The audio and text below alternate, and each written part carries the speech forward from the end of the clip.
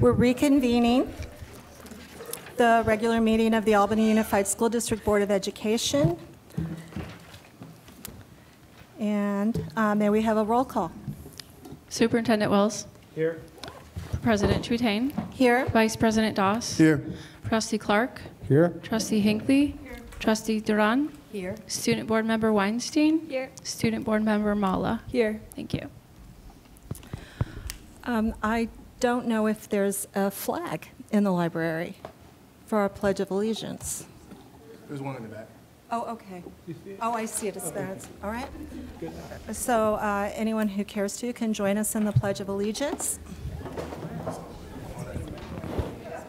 I pledge allegiance to the flag of the United States of America and to the republic for which it stands, one nation, under God, indivisible, with liberty and justice for all. Student board members, could you read the mission and vision statements and the meeting norms, please? The mission of Albany Unified School District is to provide excellent public education that empowers all to achieve their fullest potential as productive citizens. AUSD is committed to creating comprehensive learning opportunities in a safe, supportive, and collaborative environment, addressing the individual needs of each student. Meeting norms. Maintain a focus on what is best for our students. 2. Show respect, never dismiss / devalue others. 3. Be willing to compromise. 4. Disagree when necessary, agreeably. 5. Make a commitment to effective deliberation, each one listening with an open mind while others are allowed to express their points of view. 6. Participate by building on the thoughts of a fellow board member.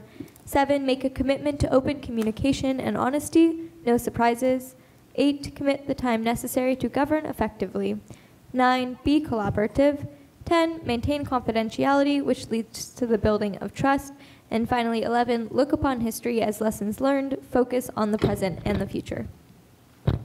Thank you very much. That brings us to item number 5, report of action taken in closed session. There was no action taken in closed session. And that brings us to approval of the agenda. Does any board member have a change to the agenda tonight? If not, can I get a motion? I move to approve the agenda. I second. All in favor? Aye. Aye. And now I'd like to turn it over to Superintendent Wells for the recognition week of the school administrator.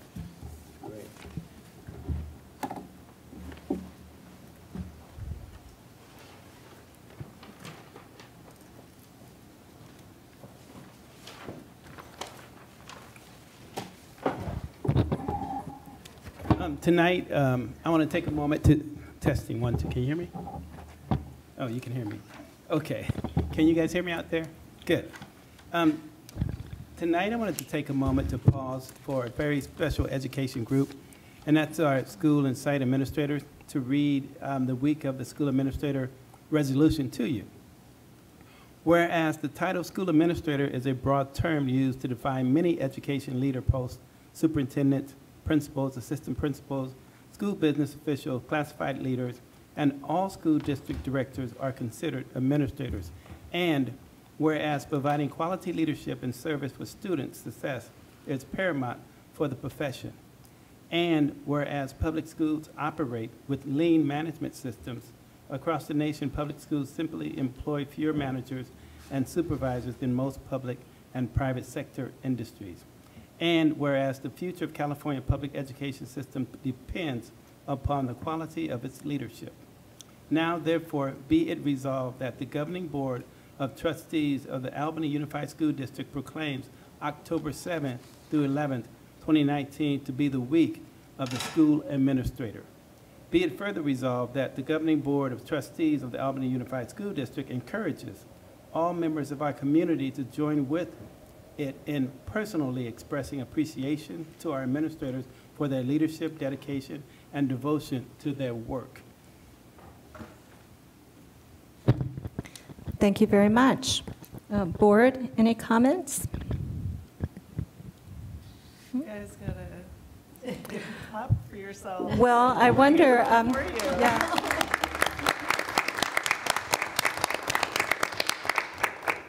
I would simply like to acknowledge and thank those of you that are present tonight.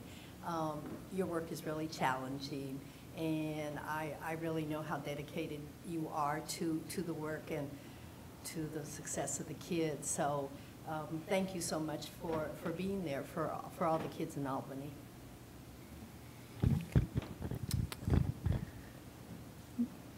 You know, I didn't realize how much work went into being an administrator until I started to serve on the board. As a student, I just remember seeing the principal. They always seemed to be in a good mood. Unless I was sent to their office, then it wasn't in such, great. But I didn't realize how much work goes into it and how many different things are happening, how many moving parts go into running the school and all the different things that you're responsible for. So again, just acknowledging all the hard work that goes into it and our appreciation and thank you for showing up every day and doing the work. Much appreciated. I can certainly second that. Anyone else?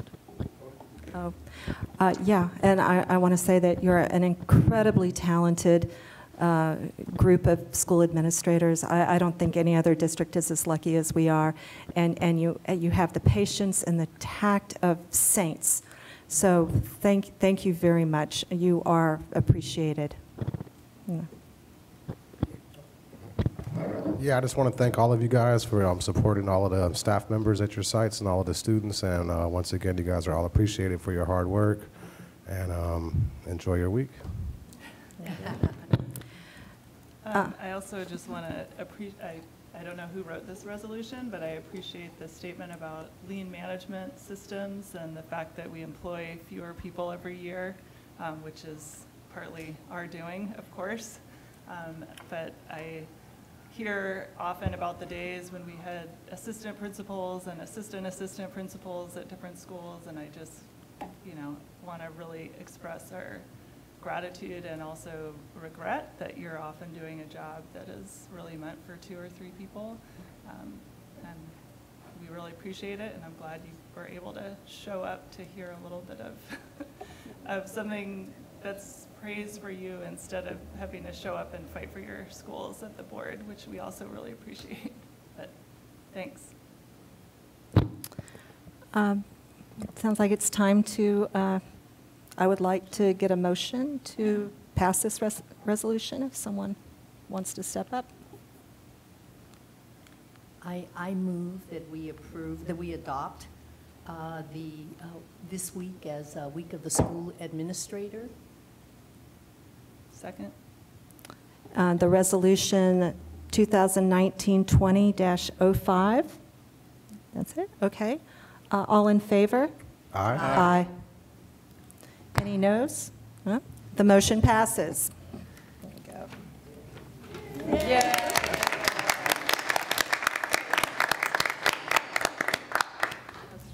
Oh, wow, Anna, you missed a lot, but basically, we just called you all rock stars and thanked you for all your hard work. Our next item is approval of the consent calendar. Does anyone have questions or items on the consent calendar? If not, we could get a motion. I move to approve the consent calendar. I second. All in favor? Aye. Okay. The consent calendar passes. And that brings us to superintendent and board member reports. Superintendent Wells, would you like to start?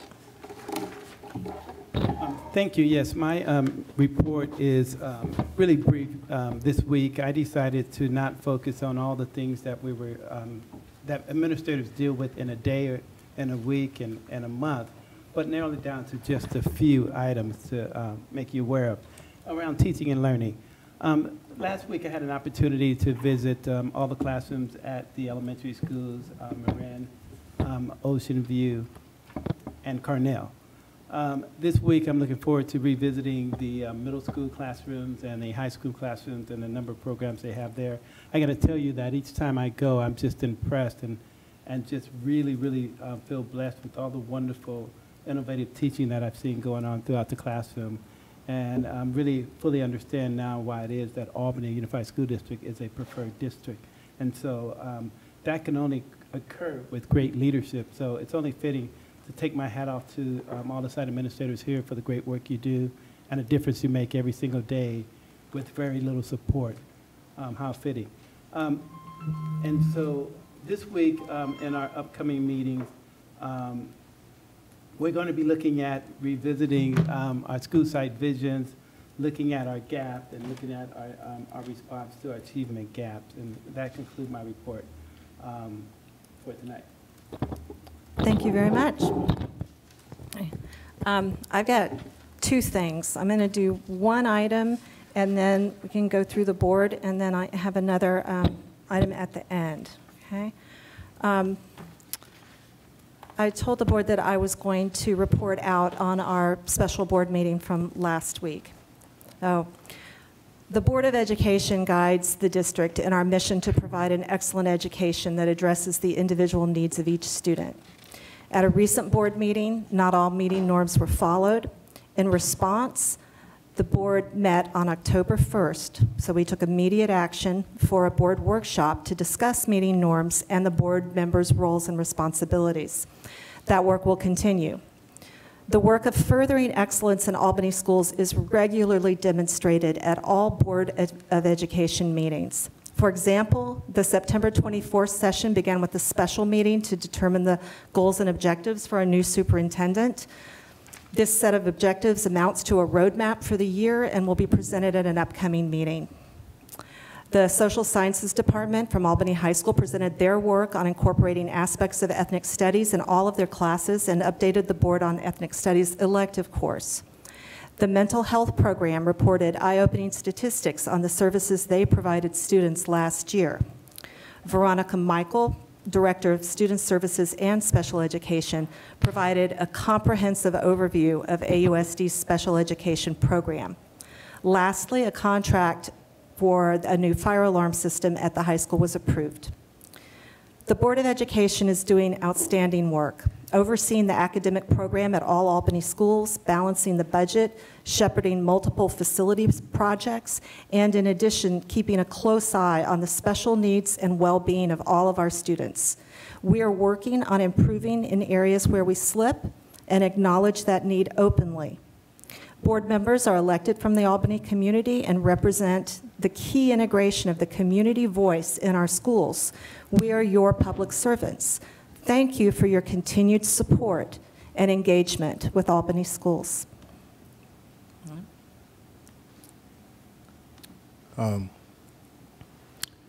This evening,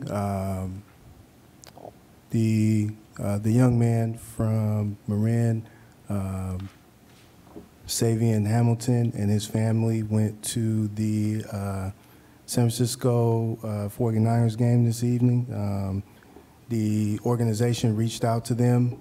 They saw the news story, and they reached out to them and offered their support, so they invited him and his family to the game. It was a great opportunity for him to be able to see some of his heroes. He enjoys football.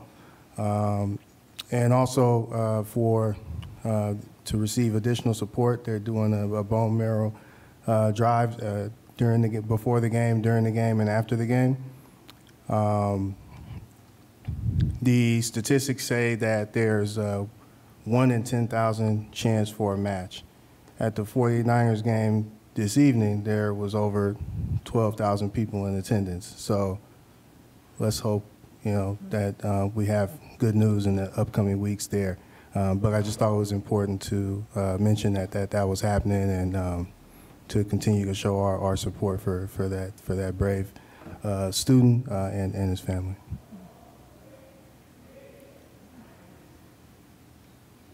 I have a few things. Thanks for that update. We should watch the 49ers game, see if he gets on the Jumbotron, too. So last week, the Budget Advisory Committee met.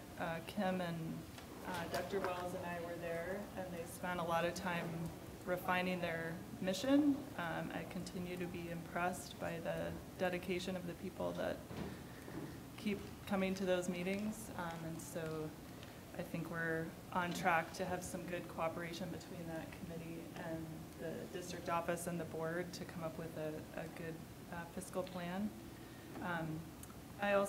Kim and I were also at a meeting of the Sustainability and Integrated Design. Did I get that right? Yes, you did, yeah. Which is very eager to work with the district, who's one of the biggest energy users, obviously, in the city, to figure out how we can continue to move Albany forward in climate adaptation. And tonight, actually, at the same time as this meeting, unfortunately, the city is discussing the climate adaptation plan. And I've been talking a little bit with the Albany Climate Action Coalition, who is also interested in exploring ways for the district and students, who I know are very engaged on climate issues. So I hope that there is some more activity to report in coming meetings about how the district and the board and our students and staff can come together to help resolve some of these challenges, especially on this very hot and fiery day.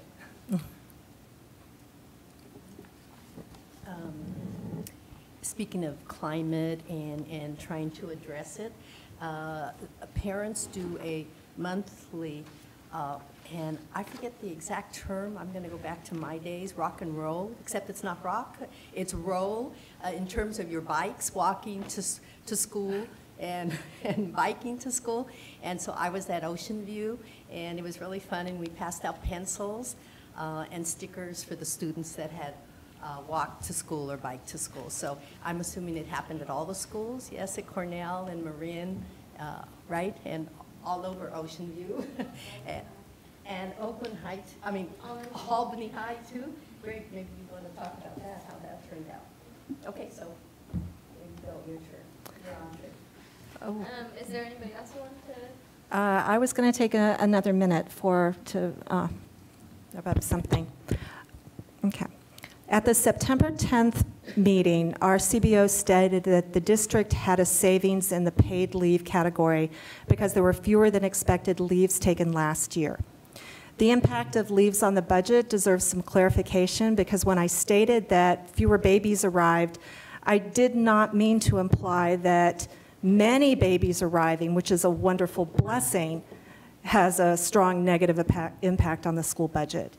In my opinion, the issue that was there is that there can be big swings in that budget line, and we need to make sure that the budget is aligning with reality as the school year progresses. So it was the unknown there that triggered me. So first, I wanted to make it clear that staff take leave for many reasons. Maternity and paternity leaves are only one of several types of leaves. I also wanted to make clear that although the budget category is called paid leave, that staff are not fully paid and clearly take a big loss in their take-home pay when on leave. Staff generally use their paid sick time first and then move into something called differential pay, where the cost of a basic substitute is subtracted from their pay. When that runs out, they move into Family Medical Leave Act time, during which they retain their health benefits, but they aren't making a salary. So a teacher will often take significant monetary loss when they take a leave. The impact on the budget is varied depending on many factors. The district has to make sure that every position is covered, and in general tries to find a long-term substitute for a teacher they know will be on leave. This is better for learning, as the students have a regular teacher instead of a revolving door of substitutes. Replacement teachers are paid at the step and column level they earn, and they receive benefits. So during the time that a teacher is using their paid sick leave, the cost of the replacement is paid solely by the district. During the time in differential pay, the replacement teacher is supported through the differential pay and perhaps also by the district, depending on their pay scale. The entire time that the replacement teacher is on payroll, the district is paying their health benefits. So the district can be paying 2 sets of health benefits for one position. I think that's enough detail about that. But so leaves do cost the district, but they also create a monetary loss in our staff's families. Our country doesn't do a great job of supporting new moms and dads, and I hope that in Albany we can be cognizant of all sides. Thank you. And with that, we turn it over to the student board members for their updates. Thank you. So at Albany High School, homecoming events are beginning right now, and the main chunk of events start on Tuesday because we don't have school on Monday, which is October 15th. But right now are the preliminary sports events, which is dodgeball today, and then there's boys volleyball, girls football. And then next week, each class will decorate the entire school, and there will be dress-up days and sports events, and then the whole point of this is to get the most points, and then the class with the most points wins. And it gets really competitive. I very much think you should all come to see this. And there's also a lip sync on Friday, October 18th at lunch, which is like a big event that the students put on. And then the homecoming dance for 2019 is going to be on October 19th at 7 p.m. And this is the first one we've had in a couple of years. So leadership made that decision to have one. And then we had walk and roll to school day, I believe last Friday, and that was a success. Students were able to put a tally on a sheet of paper to show like the impact and how many people did walk or roll to school, and then they got a donut hole. And then at Albany Middle School, AMS is having Mix It Up at lunch day to encourage students to go out of their comfort zone and meet new people.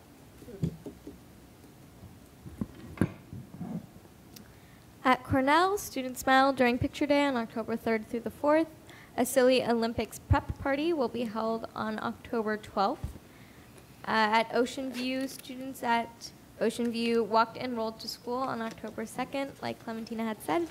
And then at Marin, students came together to chalk it up on October 5th, and the book fair ended this past week at Marin, which I remember being one of my favorite events when I was an elementary schooler.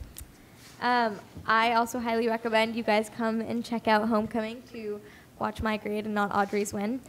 It's a really fun event, and it's probably when you're going to see high schoolers the most passionate about anything all year.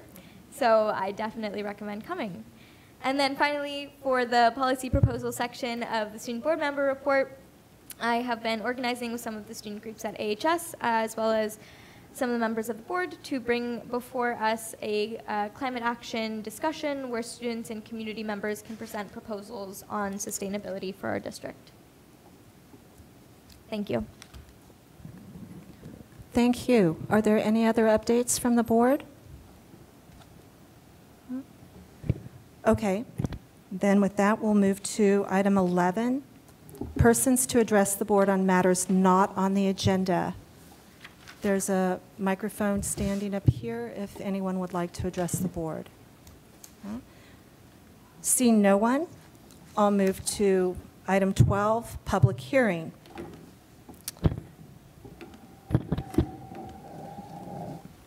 I will read from Assistant Superintendent Williams. Please go ahead. Yes, thank you. Good evening, Superintendent Wells and Board President Trutain. The purpose of this public hearing this evening is to provide information to the board and community regarding the district's analysis of the degree to which it has sufficient instructional materials for all students in all core areas. And so in the next item, there is a document included in the resolution that provides information regarding the materials that have been provided to students in grades K through 12. There were a couple questions regarding this resolution, so I wanted to just clarify a couple items. The first is that the state board approved list of instructional materials applies only to students in grades K through 8. There are no state board approved materials for students in grades 9 through 12, but we have listed all of the students' instructional materials for your benefit on the list. And then the second question was specifically in regards to novels and whether or not there was a state board-approved list of novels that were available for adoption? And the answer is no. Those decisions are made locally. And the process essentially is that English departments will meet and confer and identify texts for potential piloting, and then those recommendations come forward to the board for review and discussion. We always provide an opportunity for the community to give input prior to bringing those instructional materials, any instructional materials for that matter, back to the board for review and action. So the purpose of this item is to give the community an opportunity if they have any input in regards to the sufficiency of our instructional materials. And the next item would seek to approve this resolution. Thank you. I think I should officially open the hearing on instructional materials. We open the hearing. Are there any comments? Board, do you have some comments? I raised a question, a couple questions, but it was answered, I believe, by either the superintendent or the assistant superintendent this afternoon. I had seen what the district has in terms of the literature materials, and I was just a little concerned that there be more diversity in those materials, and I understand that is something that would be brought to the attention of the staffs at the school so they could look at that maybe a little bit closer.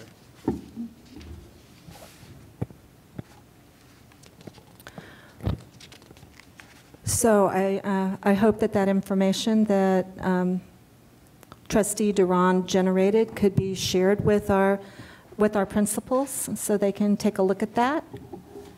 And then it's always exciting to get recommendations for materials to be added to our curriculum. And so I look forward to seeing some of that in the next year.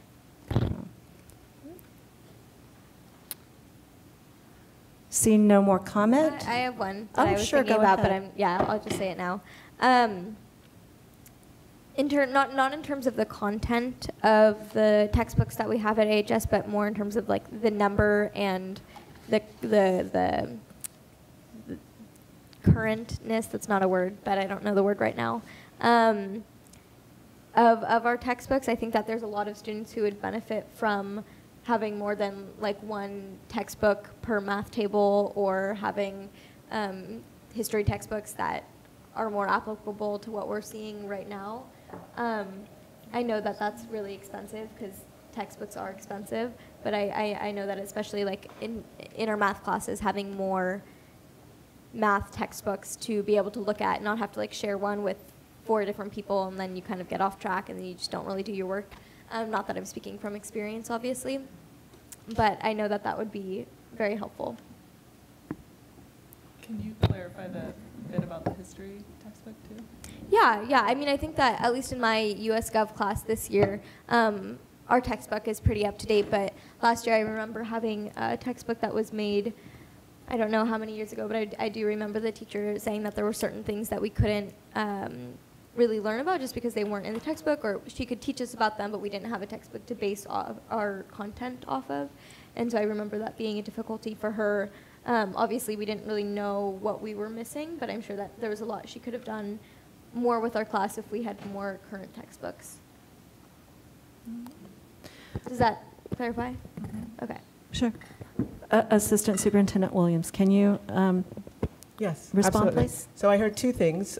One is in regards to the number of math textbooks available in certain classes. And so the purpose of this public review and resolution is actually to certify that there are sufficient copies of instructional materials for every student to have access to their own copy. So if that's not the case, I would need to follow up with the high school tomorrow to make sure that, in fact, all of the materials that are available at the site have been dispersed to classes in order to meet the requirements of this resolution.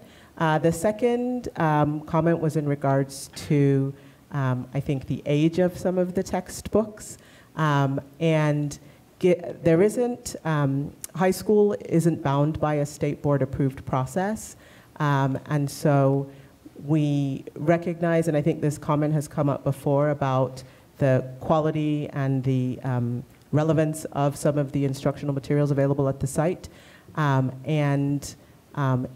one of the challenges I think that we experience in terms of being able to adopt new instructional materials is that we are encountering a budget deficit, and so we get only certain amounts of money to adopt materials.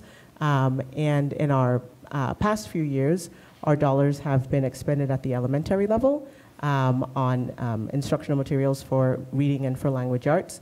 But I will say that as we move away from those adoptions at the elementary, our hope is that monies would be freed up in our state allocation to be able to turn our attention to history, social science, as well as science in all of our grades.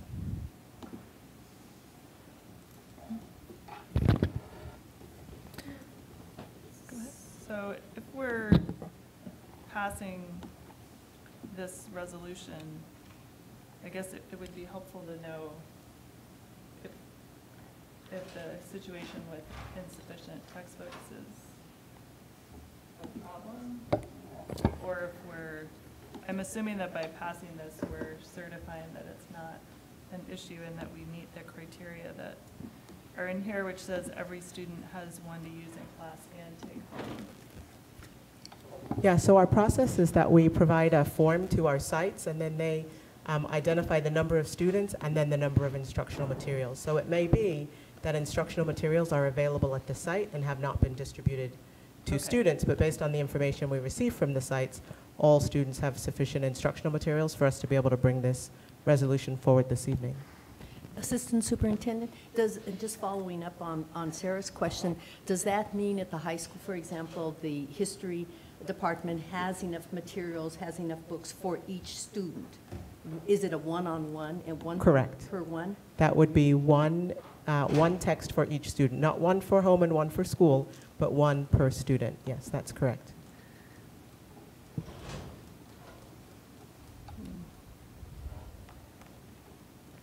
Is this something that we have to pass tonight?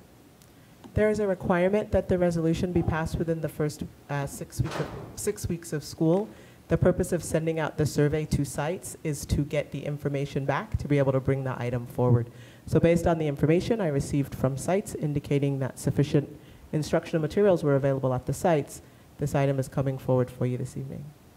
So just in the case that Michaela raised, could that just mean that the teacher chose not to use that textbook in the classroom, or just have a few copies for the students? Yes, that could mean that the teacher made a decision about how many copies of those materials to provide, yeah, in that individual classroom. I just wanted to ask, would it be too much to, and I don't mean to put him on the spot, but if, Mr. McNally, do you know about the high school in terms of the instructional materials? Oh. You don't have to if you're, you know, but I was just wondering.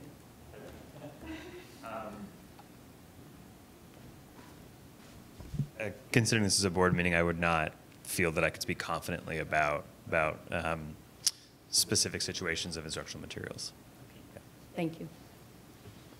But what you're saying is all the site administrators signed off on, so Alexia would have. Correct. The principal Richie would have signed something Yes. that said there were sufficient materials. Yes.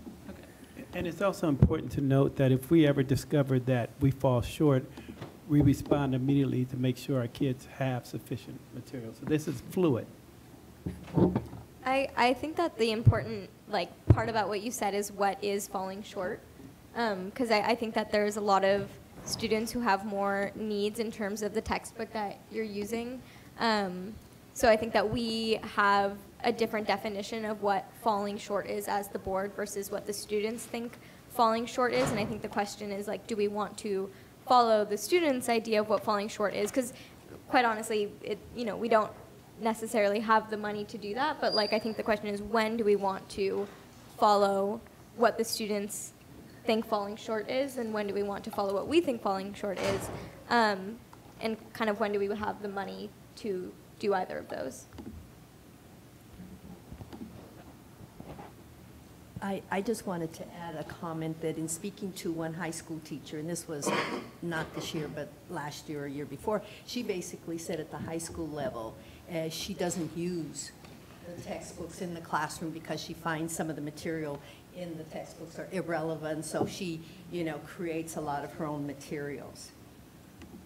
And sometimes departments do that, especially they're notorious in social science and history, where it's more prudent to do current events outside of the textbook, and it's a common practice throughout California.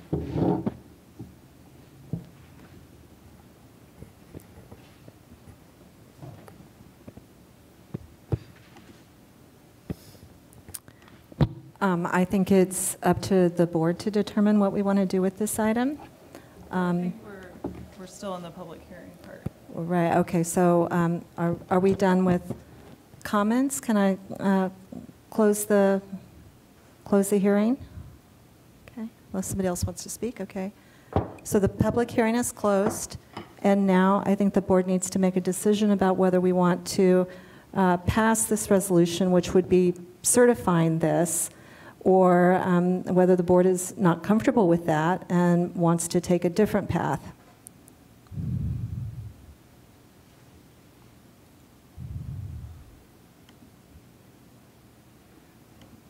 I'll just speak for myself. I'm comfortable certifying this, given that we've gotten confirmation from all our site leaders. I think it would be, we could maybe talk at the end of the meeting about how to create an agenda item that might allow us to dig a little deeper into some of the dynamics that Michaela is talking about. Do you want to make a motion then, Trustee Hinckley? Sure. Yeah, terrible eyesight. I move that we adopt resolution number 2019-2006 in the matter of sufficiency or insufficiency of instructional materials. A second. Okay. All in favor? Aye. Aye. Any opposed? No? The motion passes.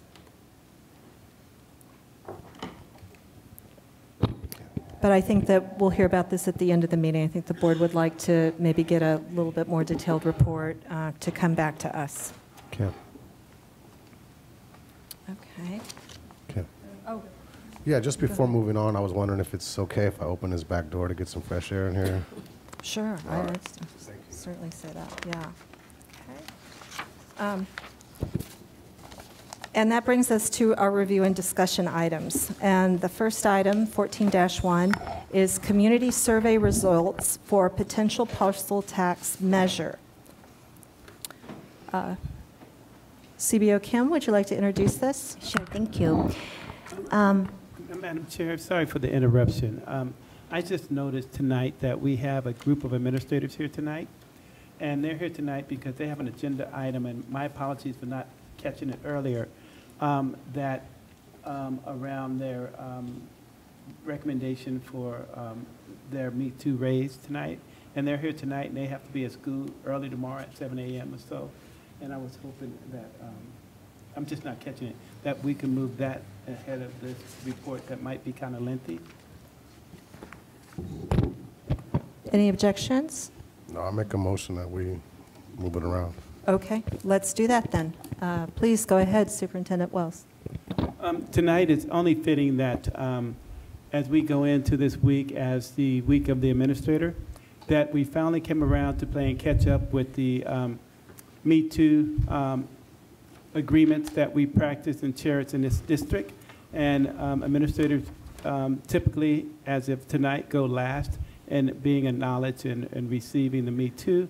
And so I'm going to turn that Me Too over to our board president, and we go from there. Okay, so this moves us to this item.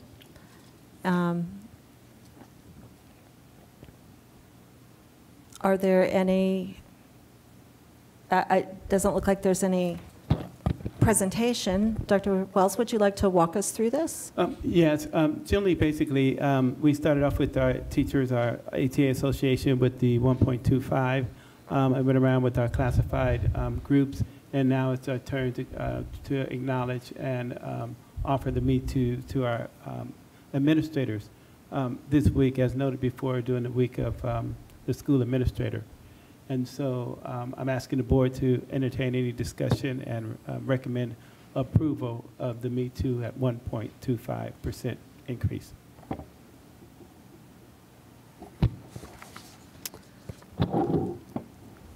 Comments from the board, or we could, do we want to entertain comments from the community first? Would any of our site administrators present like to speak on this? Thank you so much, Terry, for volunteering. We appreciate it so very much.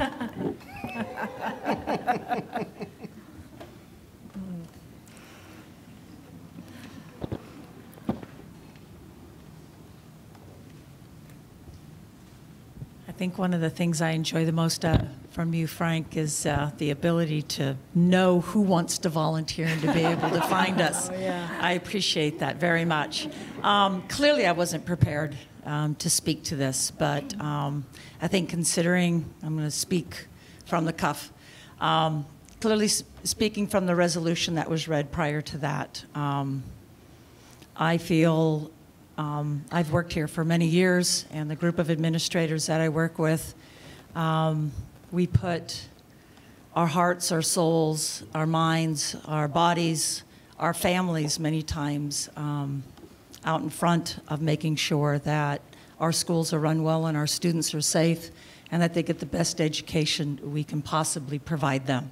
The opportunity for you to show your appreciation to us is to recognize that as a member of a non-represented group is shown the same respect as all of our represented groups would be most appreciated.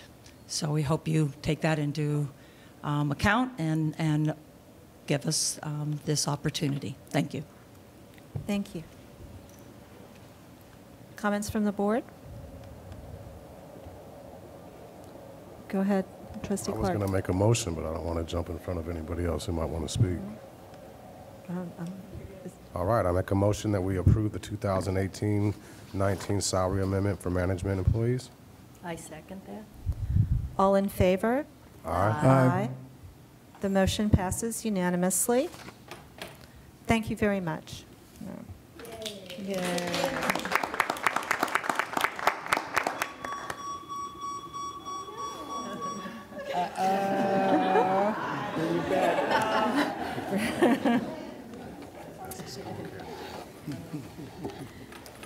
Please make sure you return all your library items on time. Okay, so I believe that sends us back up to review and discussion, community survey results for potential parcel tax measure. So CBO Kemp, would you like to introduce this item? Yes. Thank you. This item is to review and discuss the community survey result for our potential partial tax LL, Measure LL. TBWB Strategies and KALB Research are here this evening to present the survey result. And the survey was conducted during August 22nd, 3rd to August 29th, just for your information. Would you like to start the presentation? Julie, could you?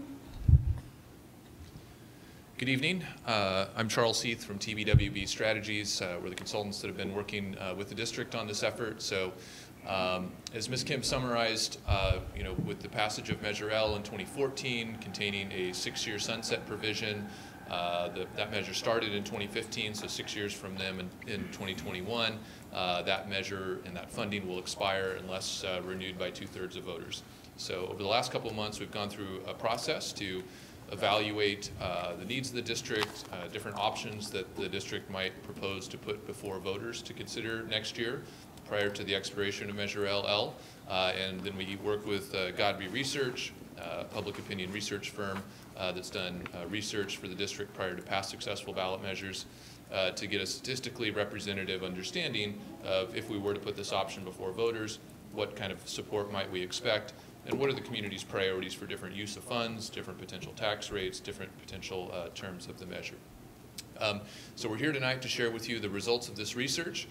Brian's going to walk you through all the data that he collected and some of the key findings and conclusions based on the data, and then once he's done with that, I'll be back to talk to you a little bit about next steps. If you do want to put a parcel tax renewal measure on the ballot, we can talk about different potential election dates and what the deadlines are associated with those different election dates for qualifying for the ballot. So with that, Brian, you want to walk through the data?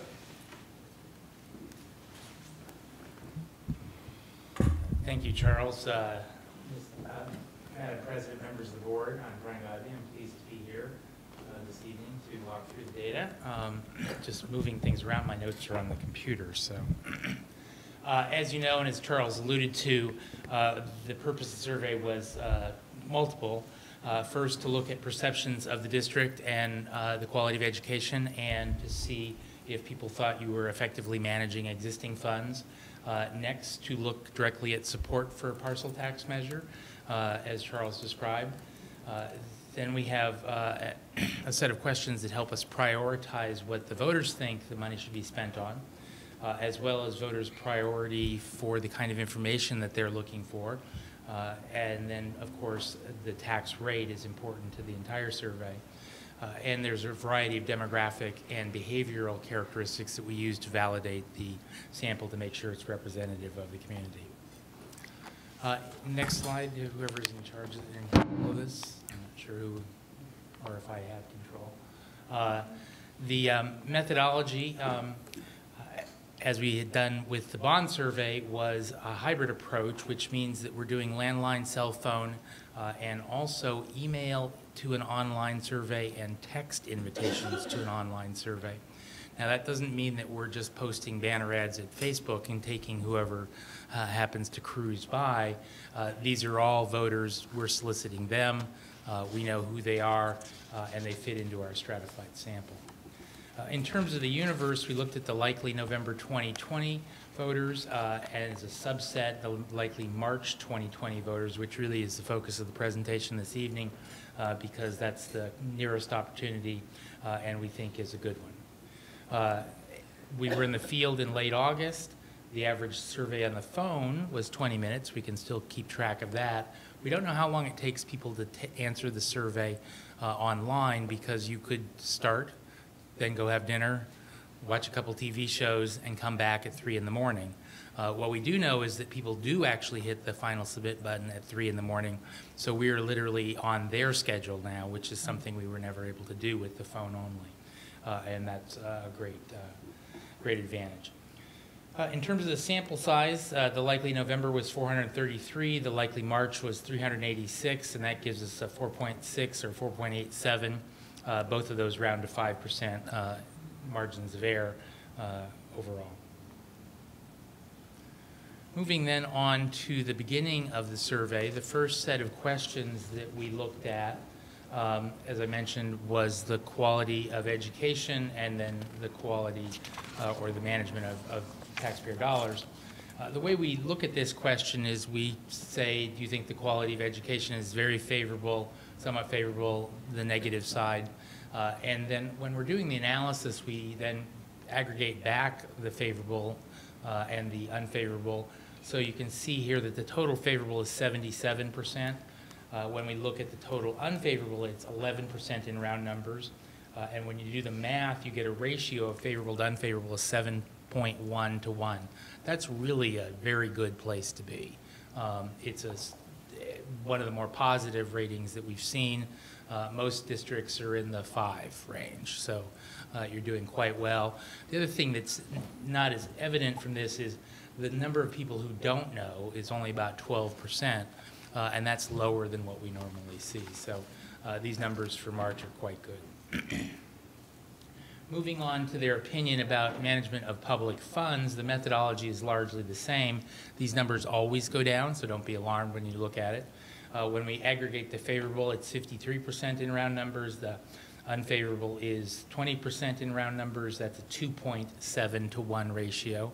Again, these always go down, so we're not surprised at that. This is still a pretty good place to be.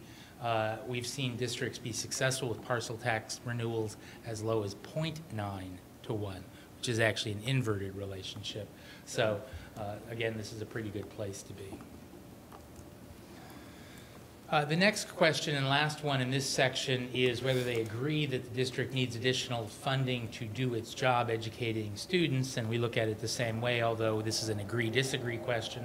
But when we aggregate the agree together, we see that we're at 64% versus 16% in round numbers for the disagree.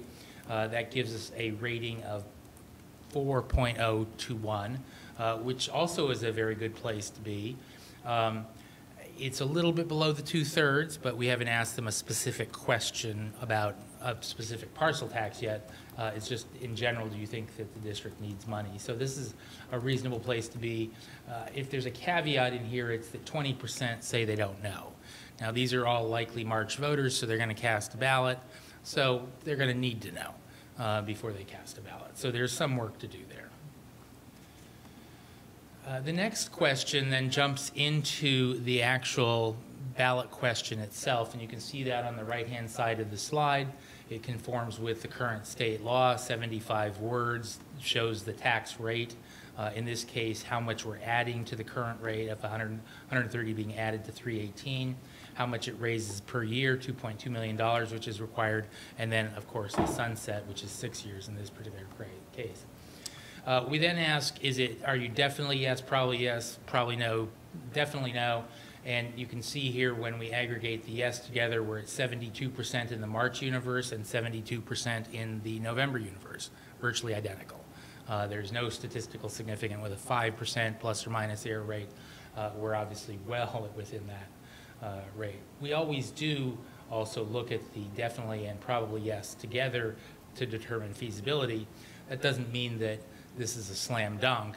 What it means is there's still some work to do because we do have that probably yes category that's 33% in March. So there's some work to inform people what you're going to do with the money and how important that is and make sure that they understand that. So the next set of questions after we've introduced the idea of the parcel tax is the features of the measure. And basically, this is a list of questions that we ask in a random order and then say, does hearing that the money would be spent on any one of these things make you more likely or less likely to support the measure? We drill down into much more likely, somewhat more likely, same thing on the negative side. And because there's a lot of percentages there, it's easy to draw the wrong conclusion. If you were to have something that's 40% much more likely, for example, and 20% somewhat more likely, that's 60%, right? But you could also have something that was 20% much more likely and 40% somewhat more likely, which is also 60%, but that's clearly a different 60%. So we create this seemingly abstract score that you see here associated with each of the bars. We call it an intensity score. And what it does is it measures that difference that I just described, plus it adds to it the negative side of the equation as well. So it gives you a much more nuanced way of looking at the ordering in terms of the voters' priorities for these things.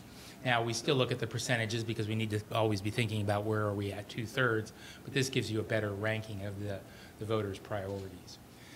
We also look at what we call tiers, and those are statistical groupings. So basically everything in a tier is statistically tied, and that is defined by a 0.2 from high to low. So you see 1.33 for attract and retain exceptional teachers and counselors. And then at the bottom of tier 1, you see limit class size, which is at 1.33. So that's that 0.2 difference high to low. That ranges from 133 to 1.13 and includes the two I mentioned, but also protects science, reading, and math programs to support music, art, language, and theater, and maintain school counseling programs, including support for student social and emotional well-being. If you look at the percentages after we've ranked them, you see that we're as high as 83%, at least somewhat more likely to support the measure, down to 76, at least somewhat more likely to support the measure. So even with a 5% error rate, we're still in the 70s at the low end of that scale. Those things are all pretty important to the voters, and we need to make sure they understand that that's what the money's going to go for. The second tier, though, is also very positive, so it's not like there's anything on this list that's bad. It's just these are not as important as the top of the list, and that includes maintain library services, keep classroom technology and tech books up to date, and keep schools safe. Now, the next two slides show another set of questions that are asked in much the same fashion. They're randomized, and we read each question, or we provide it to them in the online version. The difference is this time it's just much more likely, somewhat more likely, no effect. So there's no negative side of the equation. Everything works the same as it does on the previous question set. The only difference is the scale has no negative side to it, so you just can't compare the scores apples to apples with the previous question set. We still have the tier ranking, and this chart shows everything that's on tier 1, and it ranges from 1.37 to 1.20, or 80% at least, somewhat more likely, down to 73%. So again, with the margin of error, 73%, doing some rounding, we're still right at the 2/3 level, maybe slightly above at the bottom of this list. But there's a lot of things on the list that we need to talk about, including the measure will allow the district to pay competitive wage. In a job market where there's major teacher shortages, this measure will help the district attract and retain high-quality teachers. The measure will prevent 13 full-time teachers and staff layoffs. All the money raised by this measure will be controlled locally and will go to Albany local schools. And what you can't see beyond the ellipses there is "and cannot be taken by the state," which is the magic set of words. In the past year, the district has made $1.9 million in cuts and on down the list. So there's a lot of good things to talk about here. Obviously, being at the higher end of the list covers the error rate more than at the lower end. The remainder of the items are in tier 2, and again, they're positive, but you can see here when you look at the arrow on the right-hand side, at the highest, we're right at 68%, at least somewhat more likely, which means with the margin of error, we could be at 63%. So these things, while important and positive, they're not getting us to the 2/3 level that the first tier is.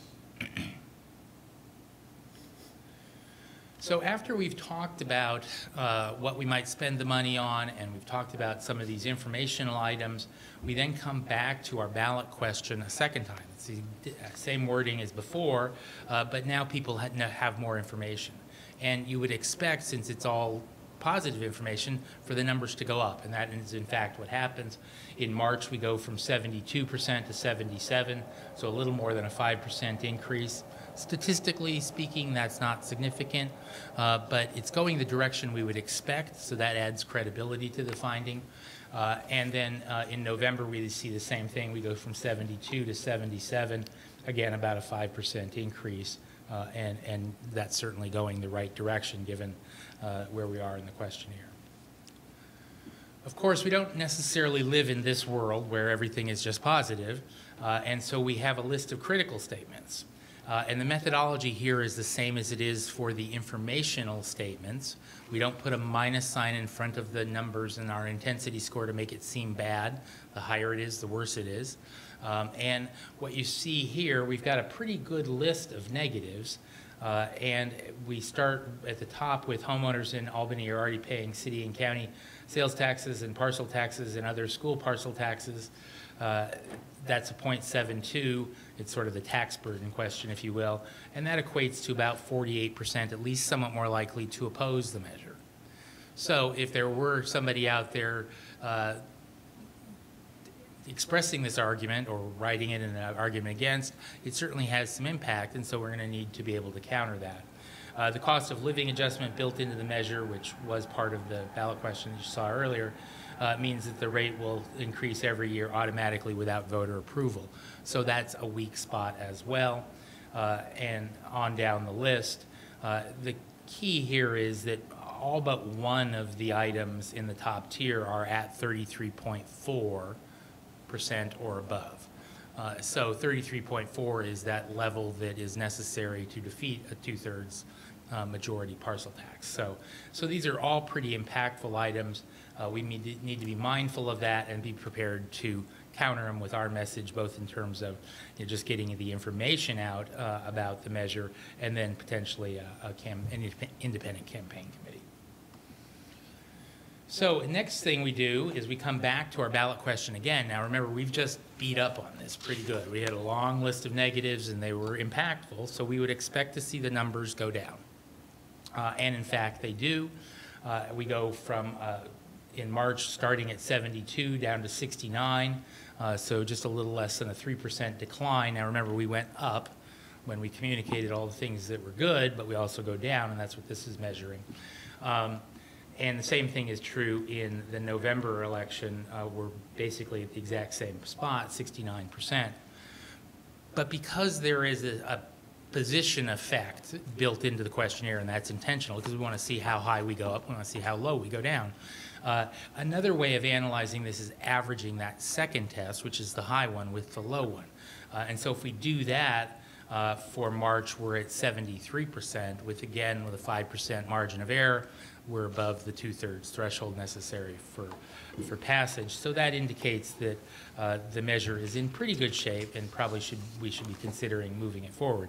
Doesn't, of course, mean it's a slam dunk.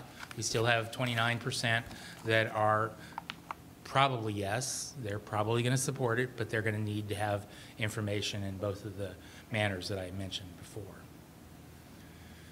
Because we didn't know that we would end up at a sort of a positive position, we had some fallbacks. So you'll remember our first ballot question was renew the 318 rate plus add $130.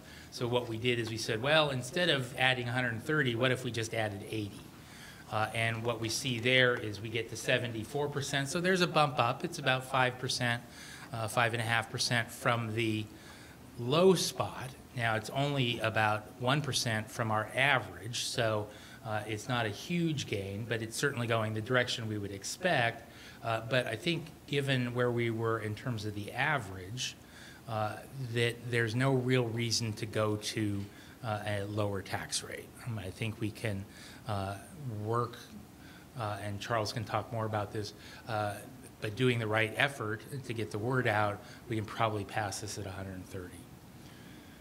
The next fallback question was the other side of the coin, and in this case, it was instead of adding $80 to the current 318, what if we were just to extend the current 318? So this is no tax increase at all. And actually here we drop a little bit from the $80 rate. I think what that's about is the district as a whole is supportive of education. And if you tell them you need $130, or you tell them you need $80, they take your word at that, and they're willing to do that. And when you then fall back to no increase, they sort of say, well, haven't you been talking about how important an increase is or how necessary it is? So they don't necessarily understand why you would be in a position, nor do I think you need to be in a position where you're just doing an extension of the existing rate. So the last set of slides here is just a summary and basically says what we've been saying all along. There's certainly a solid base of community support for the measure. The average in March is 73.2 of that second and third test, so I think that's a good place to be, assuming that you're going to do the information effort that Charles will talk about with you. In November 20, we're at virtually the same level, slightly lower numerically, but statistically identical. So there's no reason to wait for November. And what always worries me about going out longer is what you always hear about polling. They're a snapshot in time. So this was a snapshot in August. It's more reflective of March because March isn't that long from now. And what that means is there's less time for something to go wrong. Not necessarily with the district, but perhaps with the economy. We've had several jitters. We're obviously in the middle of a trade war. If we wait until November, there's just more time for things to go astray. And the polling would then be less reflective of the reality that we're facing at the time. So to eliminate that kind of risk, going sooner makes more sense. The remainder of the slides just relist the top features and the top informational items. But the last one, the bottom line, is that Charles and I recommend that you continue the process to move for that March election. Obviously, there are some schedule and deadline issues that he's going to talk about, but we think that the 130 rate for 6 years is a good target to be working with. So I'm happy to answer any questions you might have about the polling or defer to Charles to talk a little more about the timing. Thank you very much for that presentation. Board, do you have questions right now for Mr. Gabi?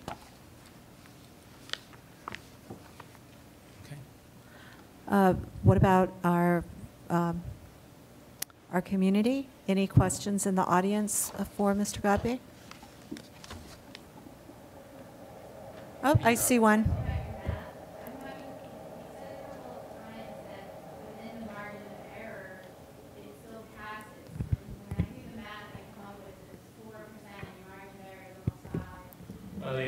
You're right, the margin of error is 5%. So it's 69% on that third test, which is the worst case scenario, it could be 64, you're right. But that's why we look at the average of the second and the third test, because we know that the third test is really designed to be a worst case scenario. So when we average the second and third, we're at 73%, with 5% margin of error, we're 68%.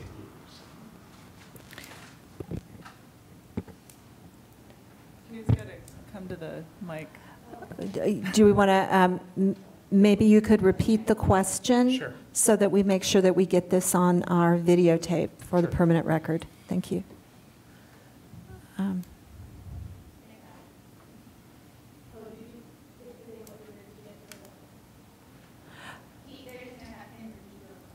Okay, that's fine. Yeah, I was just wondering if you kind of reviewed any of the data done when KALB went out, and whether this survey looks like that survey did prior to Yeah, the question is, had we looked at previous survey data? We did that survey, so the answer is yes, and it does look similar. It's the same. It's a raccoon. That's why we keep it. I'll assume that wasn't a question, so I won't repeat it. It was positive the last time around now as well, but the threshold for a bond measure is 55%, so there's a little more work involved in the 2/3. Or that's parcel tax. Oh, so we didn't do that one. We did the bond measures, so I haven't seen that one. But that would have been, I wouldn't look too closely at that, because that would have been back in the, during the recession. And the world, what we've seen this year particularly, and last year to a lesser extent, is that people are a lot more favorable to school measures than they were during the height of the recession or even the tail end. Well, it did pass. Right. Mr. Godby, just for the benefit of the people who watch our video, which, actually there's a surprising number of people in Albany who are willing to watch school board videos. I wonder if you could go back to Q4, the uninformed support for parcel tax.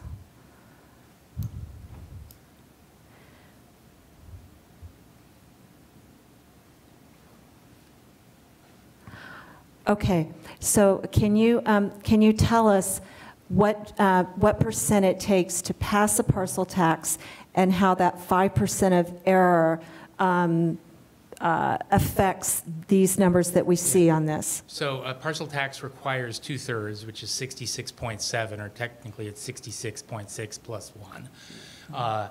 And so if you look at this at 72%, and the error, and I'm rounding, but I'm rounding on the error rate too to make the math easy, that's 5%. So 5% minus, or 72 minus 5 is 67, so we're right above the 2/3 threshold.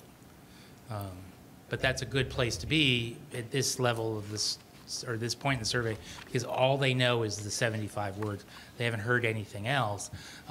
What we do know from the second test is that after they hear what it's going to be for, after they hear the informational statements, the number goes up. So that's much more encouraging, and we're certainly covering the error rate in that case. And as I said, when we were looking at this slide the first time around, 72% isn't a slam dunk, because 33 of that is people who are probably yes, so there is work to be done. There is a public information effort. There's probably an independent campaign, as you've done in some of the other cases, that needs to go out and get that word out. Thank you very much. Sure. Could I just ask you a quick question about the DK and the NA? Yeah.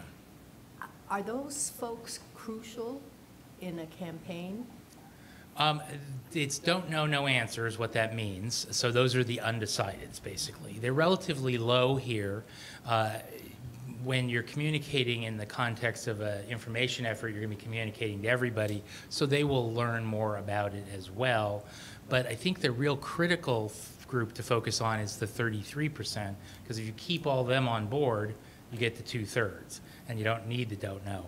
Now, what often happen, or what can happen with the don't knows, is they don't vote on this. They'll vote for in the presidential primary, and they won't get to the bottom of the ballot. Obviously, if an independent campaign were to identify supporters, you want to make sure they get to the bottom of the ballot, but often there's a drop-off, and it usually happens with those people that don't have strong opinions one way or the other. So that's certainly possible. If that happens, then you need to recalculate the base, and that is only to our advantage.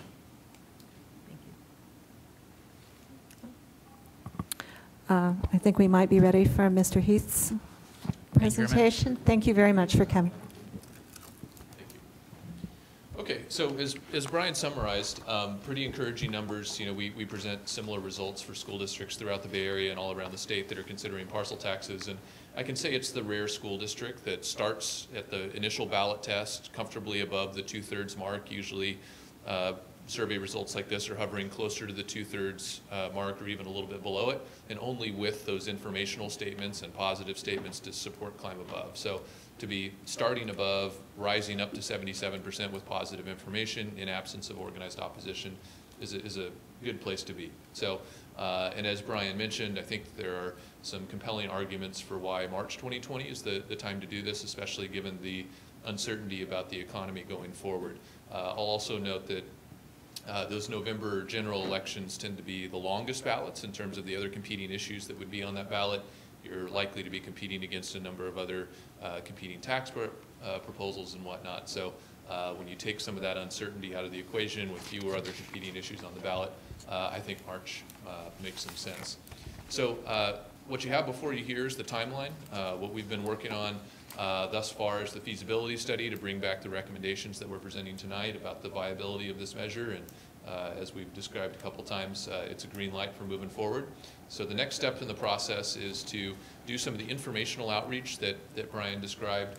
So you saw a couple of places there where, you know, somewhere around 20 to 30% of the electorate didn't have opinions on, you know, the need for additional funding in the schools and how the district manages public funds and some key questions like that.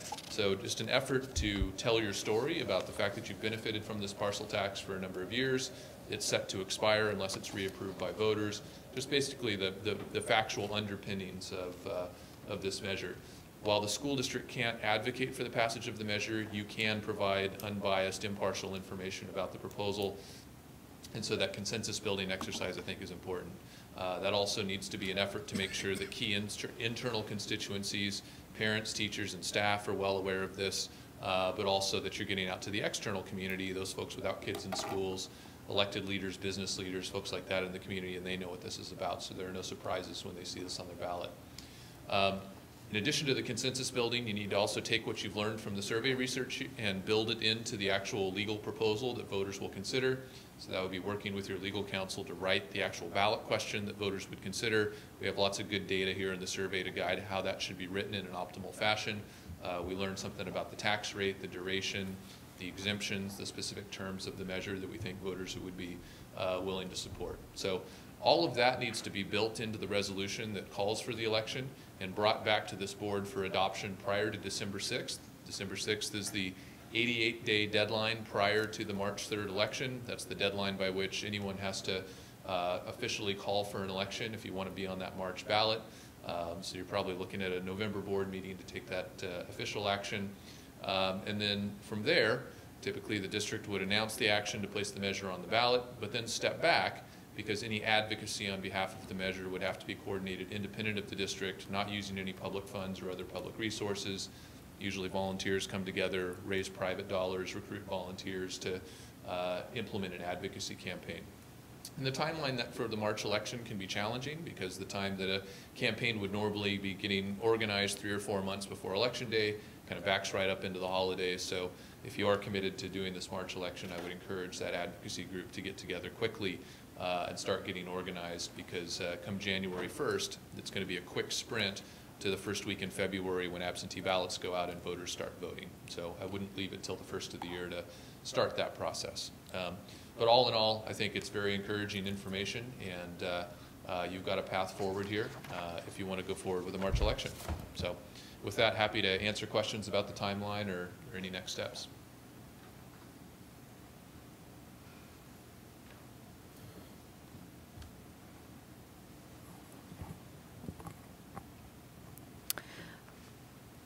Well, you've given us a lot of information. This is a lot to think about. One thing that was mentioned briefly was what else is going to be on the ballot. And would either of you care to comment on what we're likely to see on the March ballot and what would be coming in November, and how you feel the effects of like the length of the ballot or the particular measures could affect a school district going for a parcel tax? Sure. By default, all statewide initiatives go to the general election ballot, not the primary election ballot, which is why our general election ballot oftentimes will have 20 statewide initiatives on it. And only if the legislature takes special action to put measures on the primary ballot instead do statewide initiatives qualify for that ballot. So usually there's maybe 3 or 4 statewide initiatives on the primary ballot compared to the 15 or 20 on the general election ballot. That's the big difference in the length of the ballot, plus all the local offices for judge and city council and school board and community college district that makes the ballot longer. What we typically see is as the ballot gets longer, the more drop-off you have from the top ticket, those people that show up to vote for president or Congress or the most exciting issues, and the down-ballot local issues like this one. And sometimes that drop-off can be harmful for local ballot measures because younger voters, people with school-age children, are the most likely to drop off as they go down the ballot. So I think that's one advantage associated with the March election. And then there's just the substance of some of the issues that are going to be on the ballot. So for example, the governor signed today legislation to put a $15 billion school bond on the March ballot. So issues of funding for public education are certainly going to be a topic of discussion in the March election. I think that's generally a positive. It'll probably create some incentive for parents to turn out to vote. I know the county is considering, the Alameda County is considering at least one countywide tax proposal for March. They're also considering one for November, so you're going to have some level of competition there.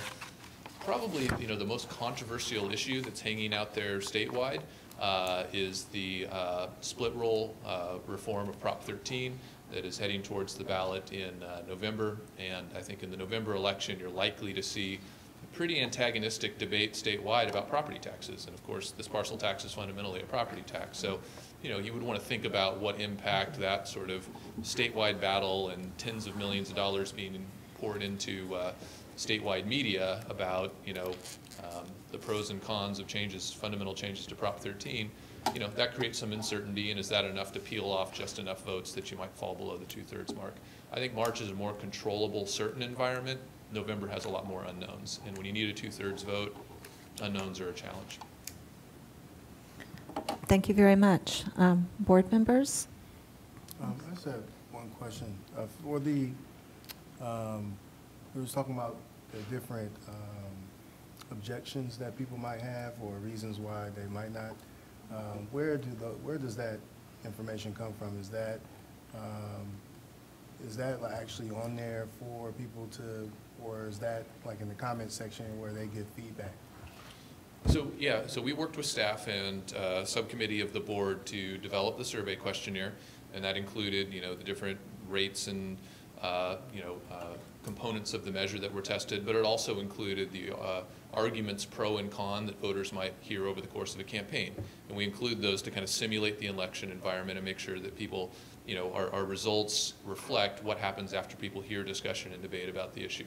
And so we all put our heads together and came up with, here are some arguments in favor of a parcel tax, and those were the ones we tested. But then we also said, okay, let's put our opponent's hat on. If we were going to try to make an argument against this measure, what would we say? And some of that's just, the usual anti-tax arguments, we can't trust government, we're already taxed enough, those types of issues. We also tested some issues that are specific to Albany, like, money goes towards out-of-district transfer students that don't pay taxes here in Albany. That turned out to not be a particularly compelling argument to voters here. But yeah, we were just thinking creatively about what the arguments would likely be that came up. But those, each and every respondent in the survey heard the same arguments in favor and the same arguments against, so that we could get some comparable data on what was persuasive to people. Trustee Clark? Yeah, thank you so much, both of you, for all of this hard work. It was very helpful. At one point, I'm hoping some people in the audience would like to speak. A lot of times that's very important to my decision-making process, so I didn't have any questions for you guys, but I would love to hear from the audience and see if they have any recommendations on possible next steps. I wanted to ask you about the critical statements that were made as part of the campaign. Would some of those be specifically addressed? Yeah, well, that's part of the benefit of the research, is the research tells you which of those negative arguments really resonate with the voters. And so, you know, if I were planning a campaign strategy, I would look at those items and make sure that we had good responses to those issues to the extent that they come up. You know, obviously, if you're an advocate for the measure, you don't want to proactively promote the opposition messages, but you want to be prepared to respond to them should they come up. So that's how you typically use that data strategically. And could you explain more about building consensus with whom? With the wider community? Yeah, so both. The school community? Yeah, I mean, ultimately the voters, which represent, you know, a population far beyond the parent community, is going to decide the outcome of this measure. So you absolutely have to communicate with that broader electorate. And what we typically find is that school districts have good communication channels to reach their parents, but the broader community is more challenging. So for example, prior to the Measure B and E bonds, we helped the district put together some informational mailings that went out to the entire registered voter community to just tell the community about the district's facility needs at the time and why those measures were being proposed. I would recommend something similar here to make sure that people understand we have this parcel tax, but it's going to expire. Here are some needs that we have. Here's some cuts we've had to make, so that people understand the context for this. And that's, again, that broader community, not just parents. With that said, I think some focused outreach, you know, through your school sites, through your parent organizations, to make sure they understand the importance of this. Because as you get into the campaign, typically those are your foot soldiers for an effective campaign, so they really need to be engaged and mobilized for this effort to be successful. Okay, so, but that does not include board members, correct? Because we're not supposed to be campaigning? No, that's absolutely, so the prohibition on anyone being involved in the campaign is you cannot use a school district resource. So a school district resource is obviously the school district's money, the school district's facilities, the school district's computer systems, and employee staff time, right? So the superintendent and the CBO and principals and teachers, when they're on the clock as employees of Albany Unified School District, they can't participate in any advocacy campaign. Board members are actually in a special category where you have a whole lot more latitude. One, because you're not full-time employees of the district, you have full flexibility to be involved in advocacy activities in ways that district staff cannot. And also, as policymakers and elected leaders of the district, you sort of have a role to express your opinions related to the district. So you actually have the most flexibility of anyone other than just the average citizen that's not affiliated with the district to be involved in that campaign. Thank you. And just one other point related to that. Everyone, including district employees, always have the ability to provide impartial, factual information about your budget, about the parcel tax proposal. That is always fair game. There's no limitation on that. I did want to say one thing before we do the public comment. Sure. Okay. I meant to do this earlier and forgot. So speaking of you mentioned that context is important in which the parcel tax would be proposed, and I had asked Ms. Kim to give me, or to provide some of the financial context for this. So the parcel tax that we're discussing currently provides the district with $1.5 million per year in funding. If we were to increase the parcel tax by $80 a parcel, we would get $1.95 million in funding total. And if we increased it to $130 more per parcel, as you've discussed today, we would get $2.2 million per year in funding. But one of the important contexts of that is that we still would have a structural deficit every year continuing. So this, even with $130 per parcel increase, we are not closing our structural deficit. I think it's important, part of what's important in discussing this with the community is to make clear the financial context in which the board is operating and making this decision. And I think we can't really have a discussion as a board about these numbers in the abstract, about the $130 or the $80 in the abstract, without really understanding the implications for the budget, which help us prevent some of the kinds of cuts that we've had to make over the last year, but by no means resolve our structural deficit.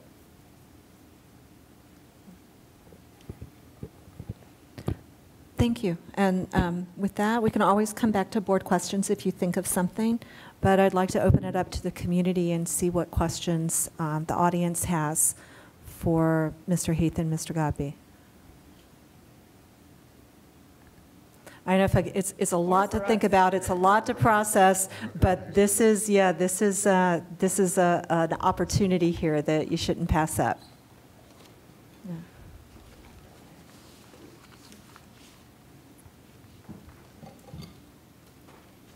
All right, I'll start it off. Hopefully an easy lowball question for Ms. Kim. Given the structural deficit that Sarah just gave the numbers for, what is the magic number that right now would bring us out of a deficit, so balanced budget?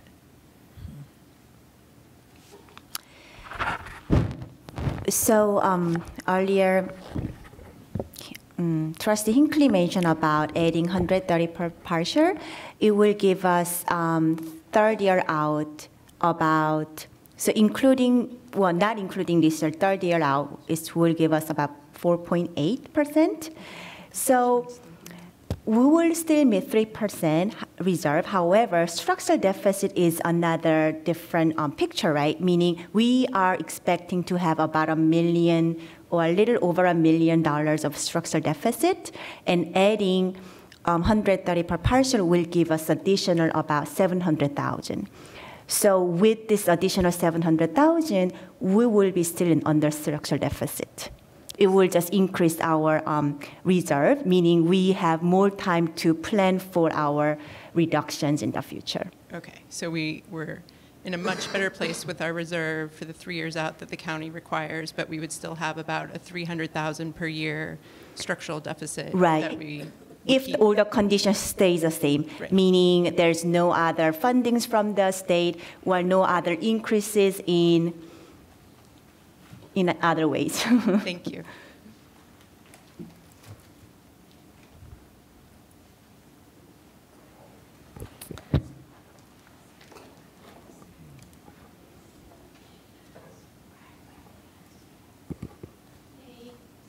My name's Miriam, and I'm speaking just for myself tonight, even though I'm wearing my union t-shirt, and just trying to focus on campaign things that I can say. So something else to consider when you talk about the context of November and the context of March is to be attentive not just to the state, but to be attentive to Albany. So in looking at that, one thing you have to be thinking about is that all three of your unions are working without a contract right now. So should any of those union negotiations be going badly during either the March or the November time period, then that would create a context for the ballot, which would affect voters' points of view. It might go either way. I mean, right, if maybe it convinces them that you need more money.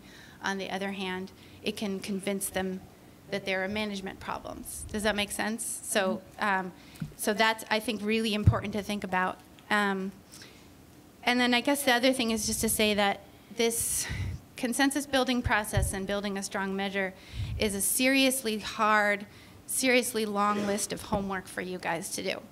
And it's time for that homework to start getting done. I'm talking as a teacher right now. I'm looking at a deadline, and there needs to be a lot more movement for me to believe that you're going to meet your deadline, okay? So you need a straight story about the budget that comes out the same way every time. So what you have right now is a sort of, you've been talking about deficits and cutting for years, in a sort of crisis mode that's kind of gone on for years. And then each year as the budget closed, it has not seemed quite so much like a crisis. We used that against you in the last election, and I don't know how well it worked. but seeming inconsistent is something that I would advise opponents to talk about, yes? So you need to start sounding consistent so that every time you're talking about the budget, the message comes out the same way. And then that roadshow about the budget needs to go out to the community in a much more aggressive way than it has today. So board members and superintendent and other leaders in the community have to be at PTSA meetings, at Chamber of Commerce meetings, saying what you have to say about the condition of the budget and keeping track of people who respond positively and seem interested. So that's a twofold process. One part of it is about this sort of the informational thing that folks have been saying about building consensus. That's super, super important. The other part is about collecting names of people who will become the foot soldiers that your consultants also mentioned, and it's seriously important because you have to come up with real leadership in order to do the work of the campaign. And then that's not to include the job of settling something with the union, or at least getting to a place where unions will go quiet in terms of how much information they're sharing with the public about their disagreements with you. So if anything happens during the context of this campaign which forces unions to go public with their disagreements with you, then that could be damaging to the campaign. Yeah? So there's a lot of homework to be done there in terms of developing a relationship where that won't happen. Does that make sense? I think that that the March ballot could be so tempting that we could be blinded about the work. So what's cool about the March ballot, all the politicians are talking about it. Here you have a ballot where only Democrats are going to go to the polls. How hot is that? There's just no reason for a Republican to even go. So that's a fantastic, you put all your liberal stuff on that ballot. It's like, great. How could you ever have an election where only the liberals will show up to the election? That makes March look so amazing. It's, lots of people are thinking about it. On the other hand, it is so soon. And so I've never really built a successful campaign in these parcel tax campaigns with less than 6 months. It's hard for me to imagine. It's just really hard for me to imagine from the point of view of work what it would look like to build a successful ground level campaign for March. Because it's not March. You've got, they said it, I just want to point it out, they said it, but it's super important. It's not March, it's mid-February. 70+% of Albany voters vote by absentee ballot, and most of those people will cast their absentee ballot within a week of receiving it. So the state will mail them out at the beginning of February, and they'll arrive in people's boxes about 10 days later, and then they will, the following weekend, folks will sit and cast their votes, and it'll all be over. So that means that all the informational work and all the sort of hard-hitting voter contact has to happen in a really tight time frame in January and early February, and that's just a lot to ask. So when I look at that work level as a campaign person, as someone who does the work, I'm having a really hard time picturing it. So I think it's just really important to remember that because of the work involved and because of the context, we should not choose March over November just because of the polling numbers. Do you know what I'm saying? We should choose March because you feel like you've done your homework by December 6th, and because that homework indicates the presence of a strong campaign and a good context in March. And if there are reasons as you get closer to December to feel like either the board hasn't done its homework and the community isn't in consensus mode, or the context is going to be fouled up by something internal or external, then we should default to November and do the job right. Something you should ask is, what will it cost us to put this on the ballot? So the county is going to charge you for putting this item on the ballot, and they're going to expect you to pay them for all the associated costs and the mailing, all of that stuff. It's like $50,000 is a number that pops to mind, but that was 10 years ago. And that was a board campaign, not an issue campaign. So we need to know what they're actually going to charge you. But so if you put it on the ballot in March and you can't make the campaign work, then you can lose, spend that money, and then have to spend it again in November and campaign against your own campaign. You know, we asked you last time, but we didn't get it right, but that's not the greatest messaging in the campaign. So if you look at it and you think the honest to God truth is to make it work, we have to do it in November, then to make it work, we have to do it in November. Let's put it on one time and get it right. Does that make sense? Mm-hmm. No matter how tempting it is to go for a low, relatively low turnout ballot. Thank you, Miriam. Go ahead, Trustee. Yeah, I had a quick question about that. Maybe Jackie could answer it. My understanding is when we have city council and school board elections, we split the cost. If this was to go on either March or November and the city also had something, would we split the cost as well? I believe so, but I don't know the exact amount. Okay. But I'll have to check. Thank you. Would you know, Miriam? Yes.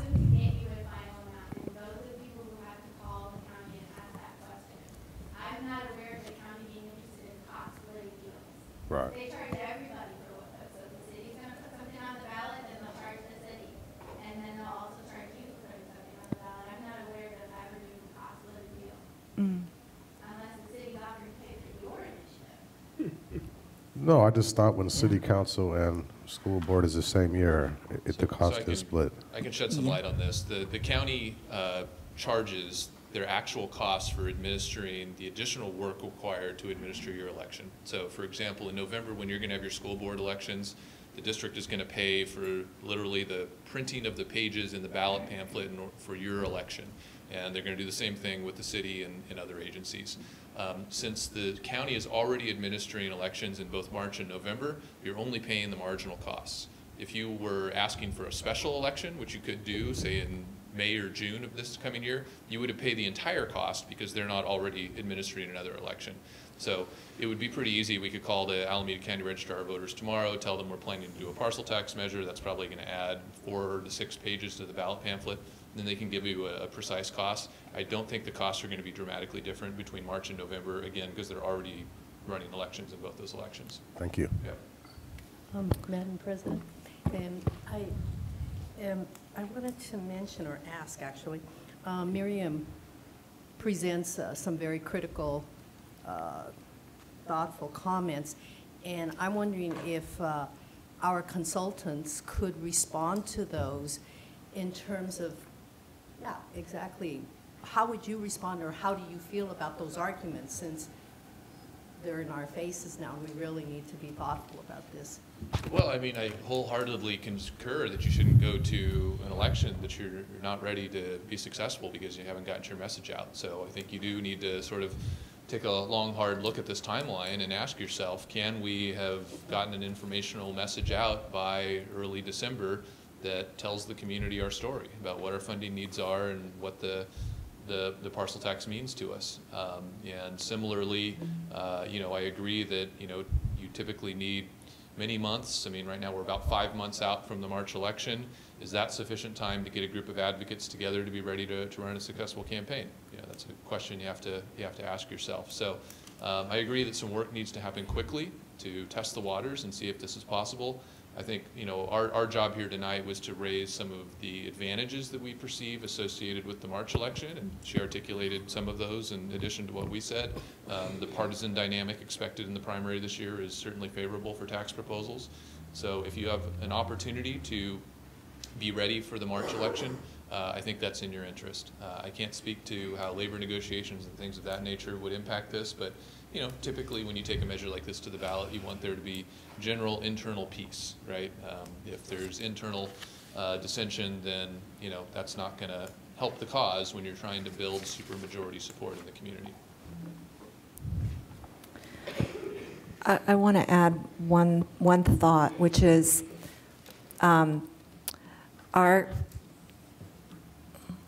the this is a school issue, and I think that parents will work on it while school is in session.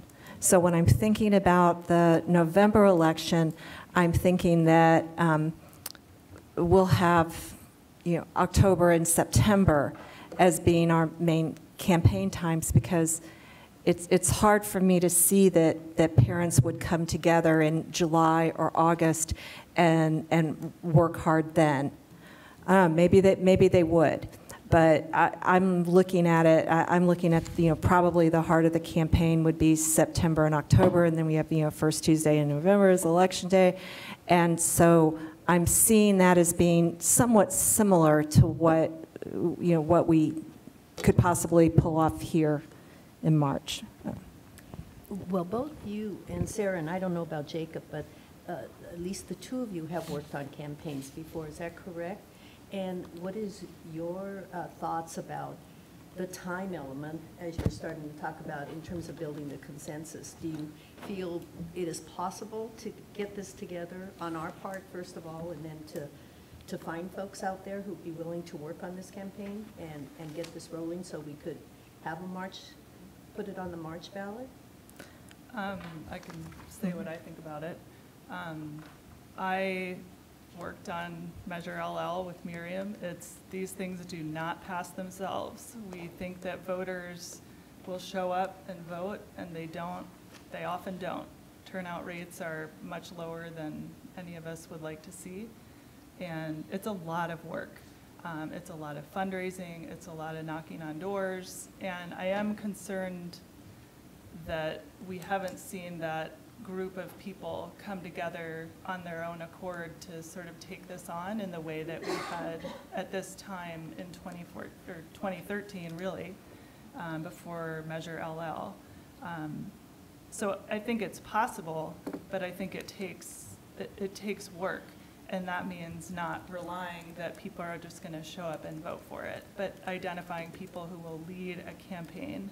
And I think we had probably, you were there, 9 or 10 people that worked their butts off for 3 or 4 months. More than, yeah. I mean, we started 11, 12 months before the election. So I am a little concerned. I have other concerns about the November election. I'm very concerned that it's a huge ballot. I'm very concerned about our great and brilliant president, who I'm a little concerned about the stability of the economy. I just think there are a lot of reasons to take seriously the idea that March has a little bit more certainty. I also am, this isn't what you asked, but I'll say it anyway. I am concerned that we are not presenting a coherent picture about the budget. I'm concerned that we have gone back and forth, even in the last 3 months, with different messages about a surplus and unexpected funds, and we have got to increase the degree of transparency and information around the budget, period. And we can't afford for that to continue in the next 4 or 5 months if we want to move this forward. I have read all hundreds of pages of the budget. I am confident that we need this money.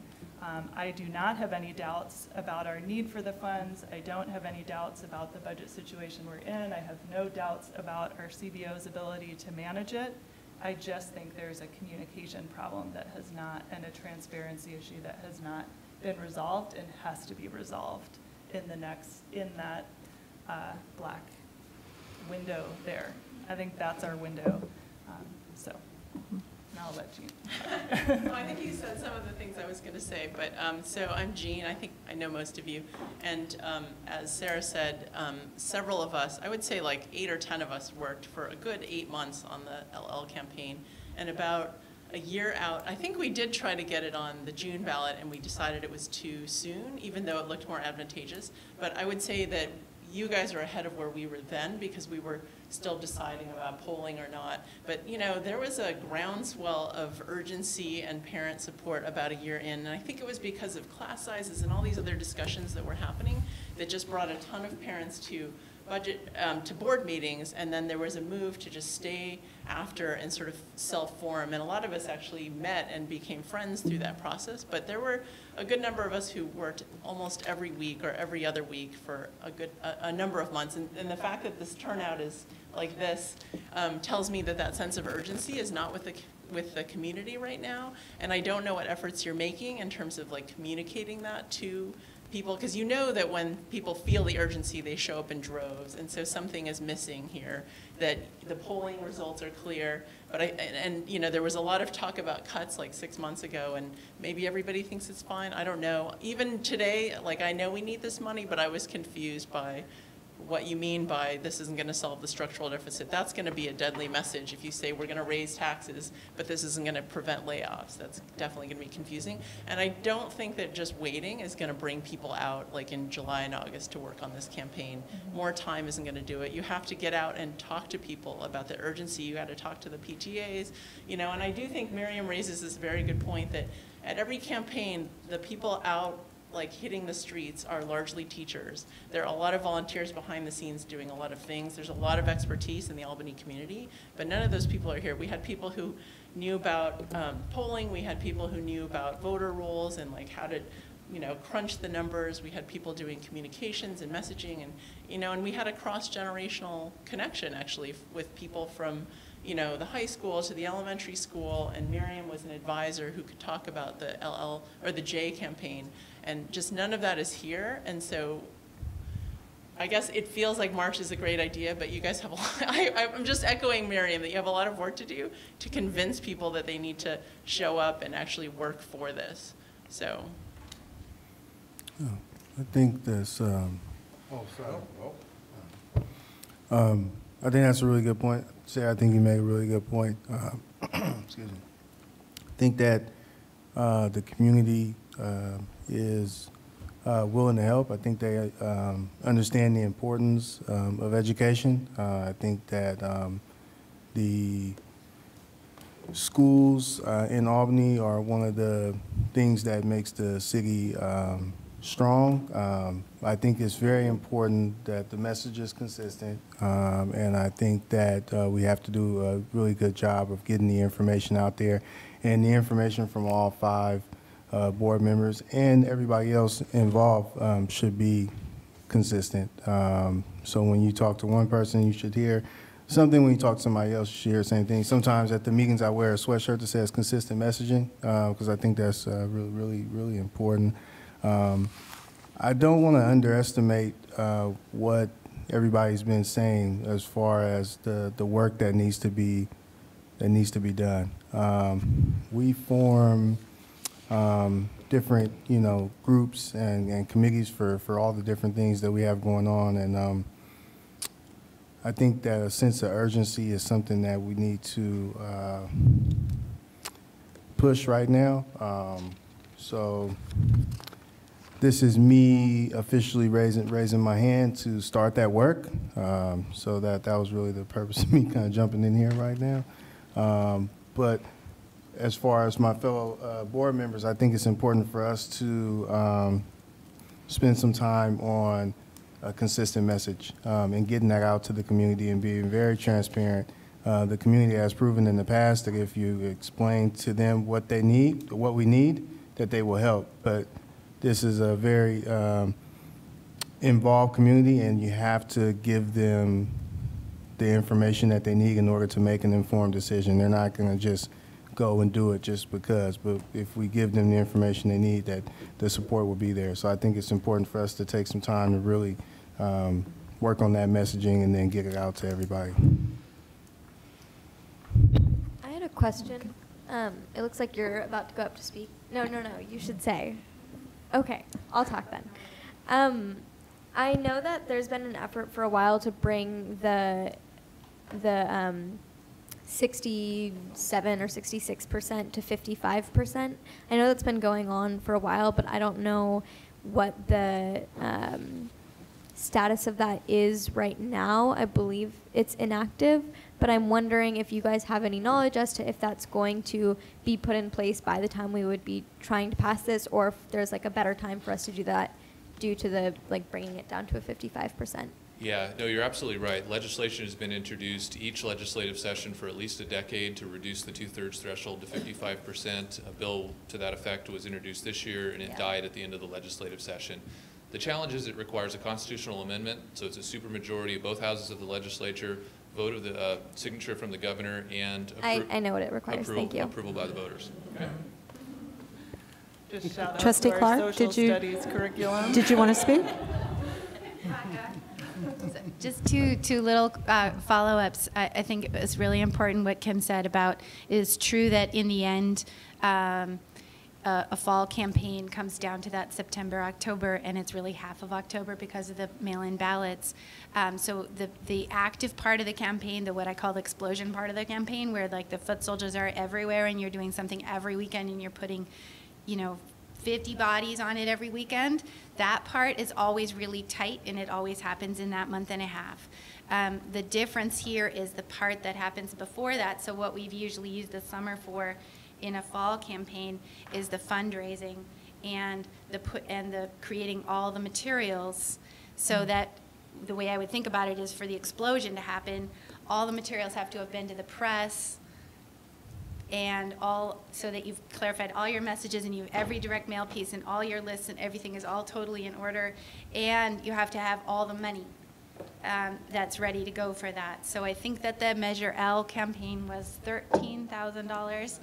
Yeah, and that's, these guys will tell you that's an incredibly cheap campaign, and that's cheap because Albany's small, but it's also cheap because we put more effort into the door-to-door, which costs nothing, than to the mailers. If you do a low door-to-door, like you don't think you're going to get the volunteers, and then you're going to have to do 3 mailings, then you need more like 25,000 probably at least. So the fundraising part, and that is real too, right? So what can happen is that you can overlap in this black period where the board really has to do a lot of work on consensus building. There could be an advocacy group that's already raising money and things like that, but that requires knowing who that advocacy group is.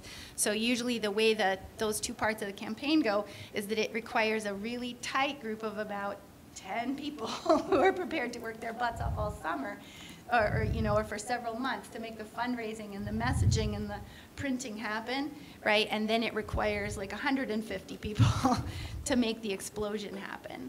So you still need the prerequisite is still that sometime in the next 4 weeks you need to become confident that that tight group of 10 exists. Does that make sense? And then I also just wanted to thank Sarah for that very clear statement. That's exactly what we need to hear.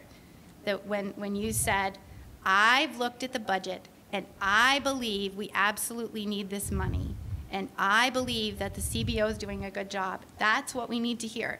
That's why the board's voice is super special, because you can say that and people will believe you. All then you need to do is for other people to not contradict you, which if you put your unions in a position where they feel they have to, they will. Does that make sense? Yeah, but that's the kind of powerful message that will work. And I saw you give it, and I was ready to go right there. Yeah, so that's why you guys need to be able to make that same kind of statement and make it clearly and confidently, saying that you understand the numbers. Does that make sense?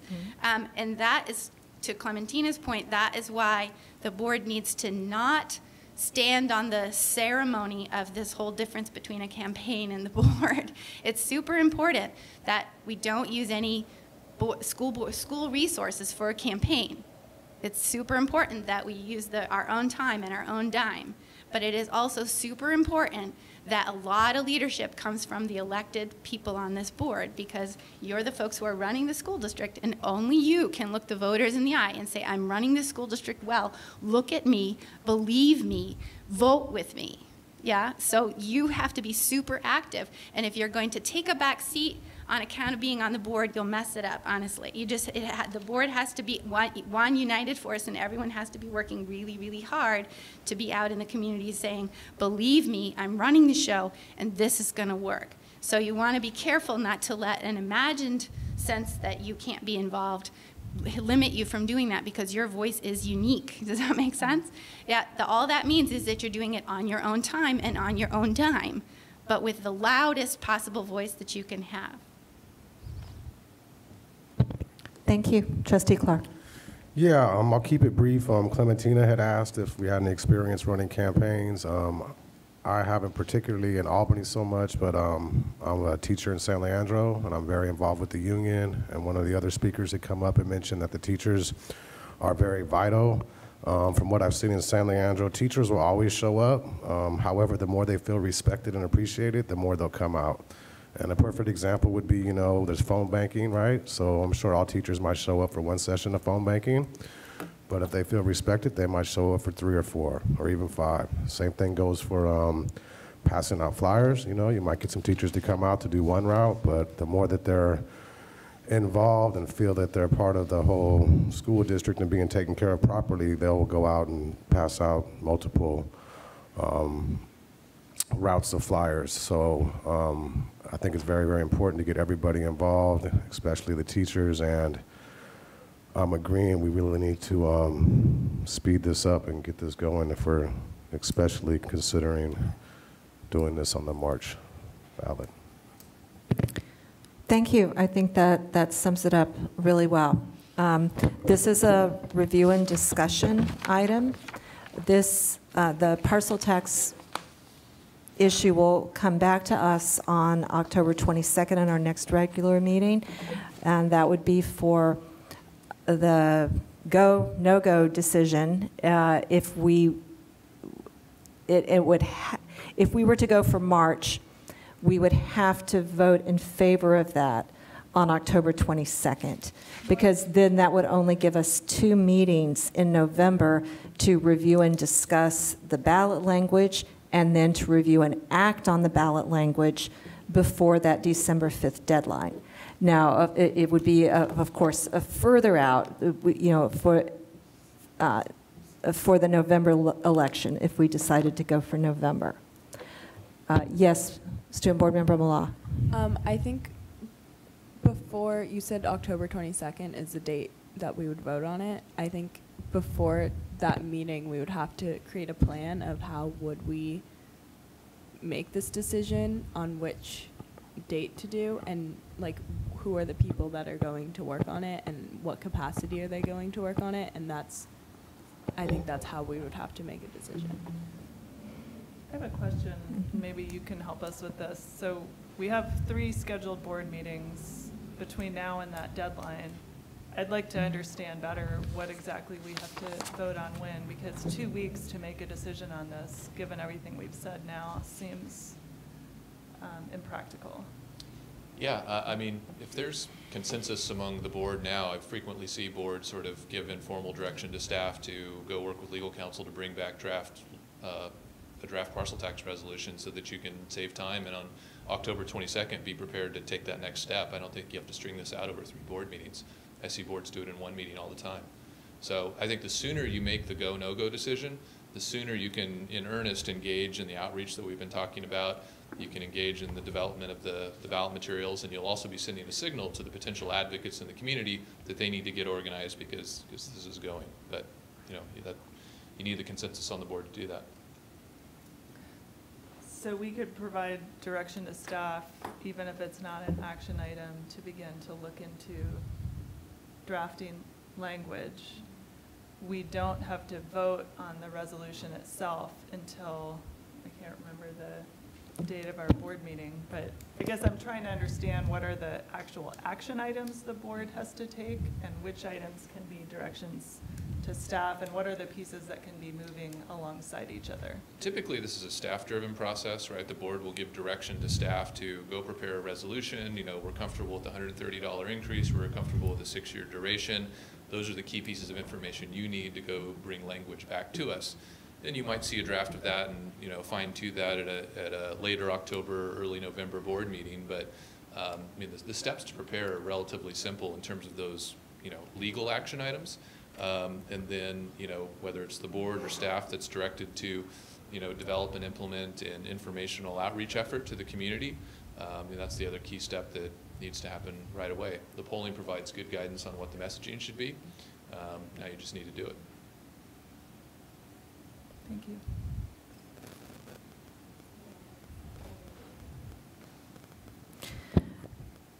Okay, I would argue that we probably need at least one more meeting to digest the information and be able to give a clear direction to staff on what type of ballot language. Am I reading the board wrong, or we wouldn't? The go no go decision is not part of that. We could get ballot language drafted and still not act on it for months, but we certainly can't get something to the county by December 6th unless we vote on it, at the 2nd November meeting. In order to give direction to the staff, do we need to decide amongst ourselves whether we're going for a neutral continuation of the tax, or $80 or $130? Do we have to make that really? We have to decide that, say, tonight, if we would like the staff to start working on something. I mean, I guess there's certain parts that we have an attorney here who can speak to that point. Yes, you can give direction to staff to bring back alternatives. So you don't have to, you're not making any decisions because it's not an action item, but it's a direction to bring back options.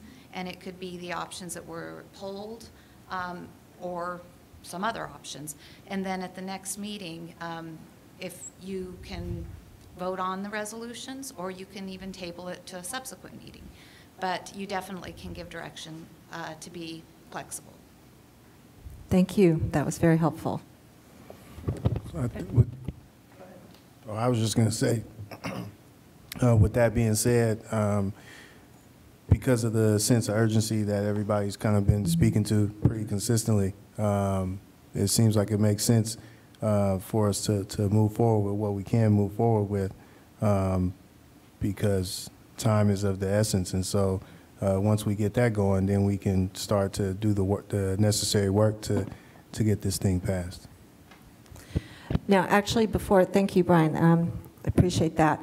But I think before we see if the board wants to give direction to staff, I think we should entertain the next item, which is about the exemptions, because that would be part of the direction given to staff, would be what exemptions they should include, if any.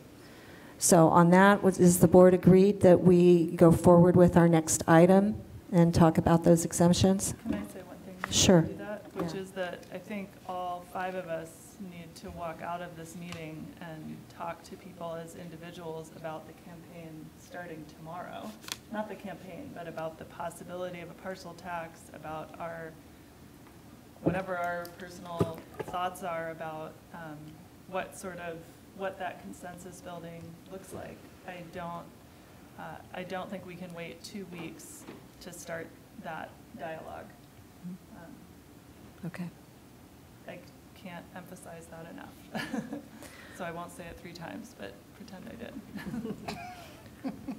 I would just like to have a discussion to talk about what that means. I mean, I asked that question before, but I'd really like to be sure that, and maybe Jean can answer that. I just want to echo the specific things. Like, you need someone to lead the campaign, you need a fundraiser, you need someone to do communications, and you need someone with some policy experience. So at the very least, you don't just say, we need volunteers, we need advocacy. You need these specific skill sets.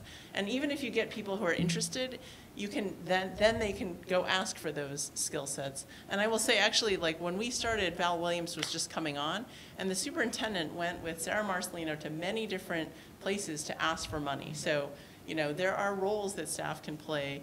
And just like Miriam was said, until there's ballot language, and you are saying, please vote for this, you can do everything. You can talk about the needs, you can talk about what skills are needed, you can talk about the urgency, all of these things. And yeah, you have to build the relationships with the community. It's not gonna just materialize. You have to have very concrete ideas about what you're looking for and make those asks.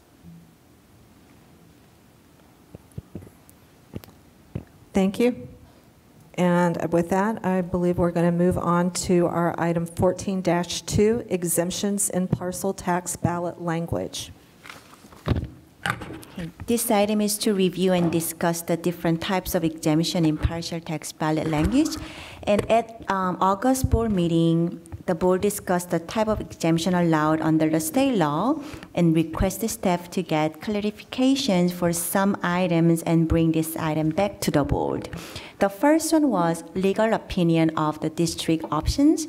The second one is data on how many are claiming these exemptions. The next page. So for the legal the options we have, go further. So when you look at the first paragraph, we have senior exemption and person receiving supplemental security income for disability, and also person receiving the Social Security disability insurance benefits. So here are also the data that we have currently for partial tax Measure LL. Senior exemption, we have 588 claims, and that's the amount of 187,000, and we have one here in this category for one partial tax exemption.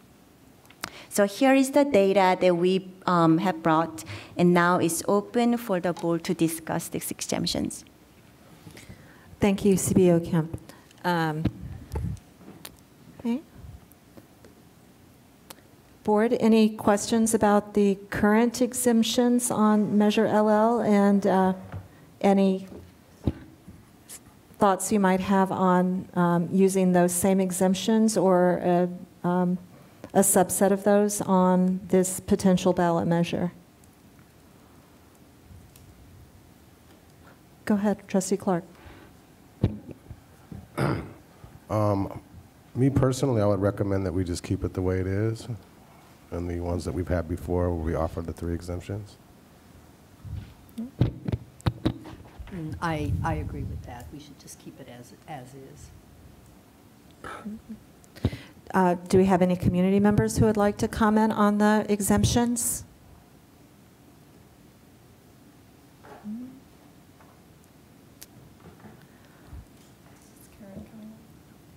Okay. So I was the one that raised this at the last, I don't think it was the last meeting, but the last time this came up, partly because I wanted to explore ways to see if we could make exemptions be more targeted to low-income seniors in particular, or other low-income property owners, and the state law and interpretation of state law is that these are the exemptions that we're limited to, and so now that I'm convinced that that is the reality that we face, I am happy to keep the exemptions that we currently have. I'm certainly not interested in removing the exemptions for the seniors who are claiming it, and it's unfortunate that we can't explore other ways to support low-income residents in Albany, particularly given how expensive housing is, but such is the world that we're currently living in. So. Question. If there's a situation where someone is having trouble as far as being able to, like if they don't fit into one of the 3 that are available, what other options do they have, or if any? You mean if they can't afford their property taxes? I'll ask an attorney to answer that. Unfortunately, there are no other options for you to grant exclusions from the tax. You're bound by what the voters would approve and what the legislature has authorized. So unless they fit within one of the 3, you would not be able to give them an exemption. It would be considered, I believe, a gift of public funds.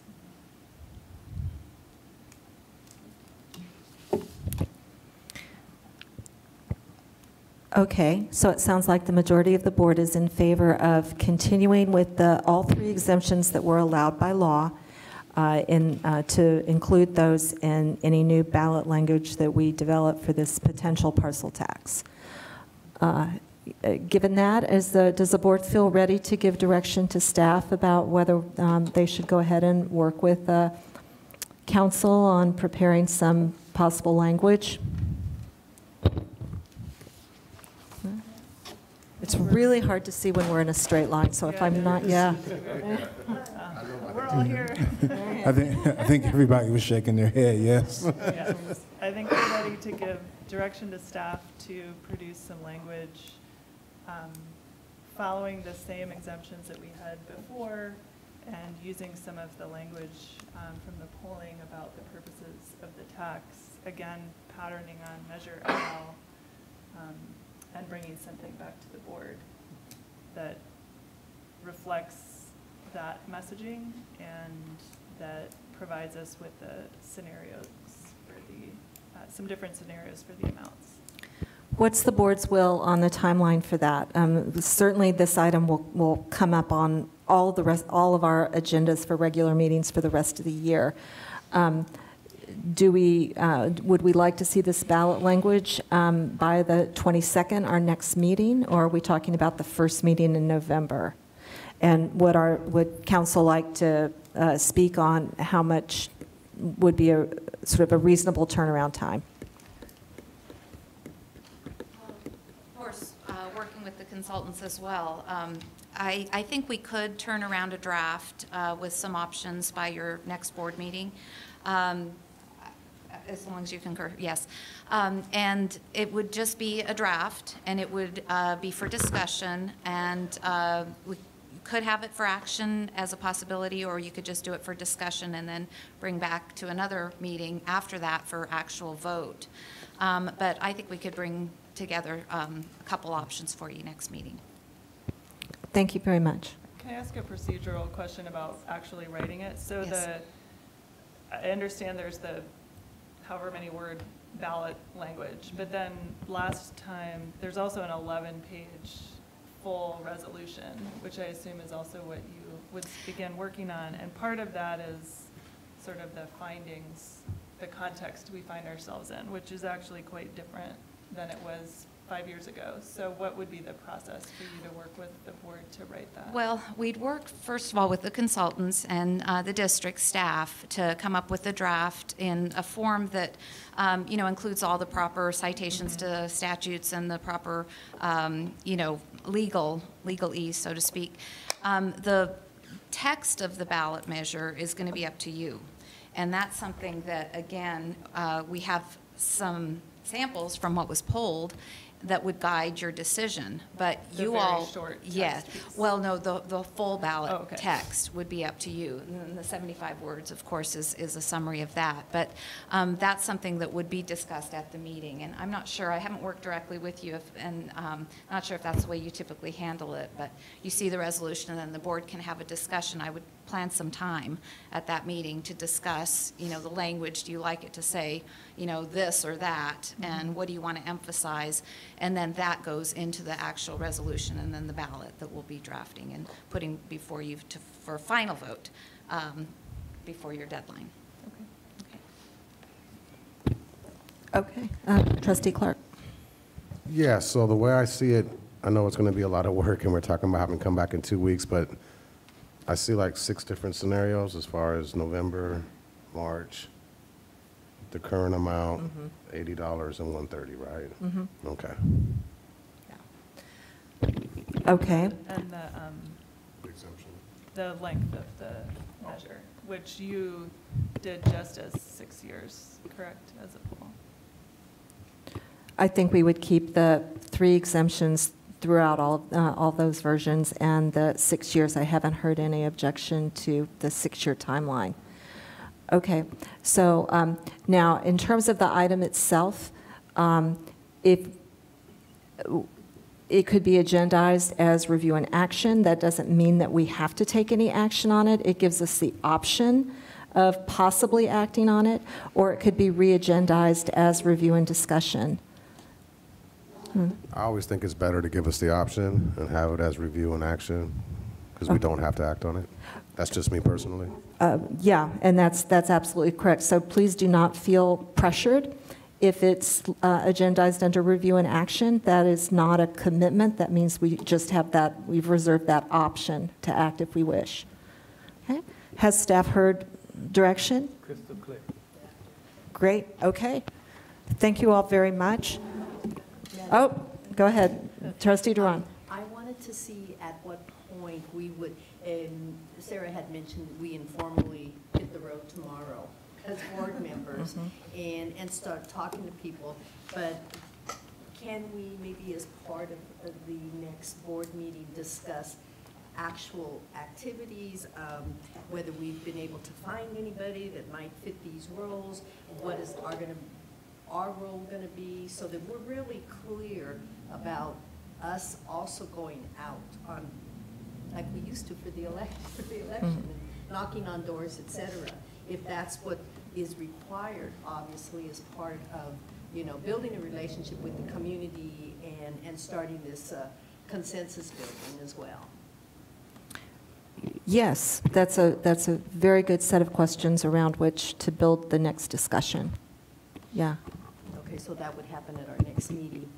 I hope so. Can you write down those questions and email them? Sure, and send. Yeah. Okay. Thank you. And actually, I hope to see some of you on the campaign committee.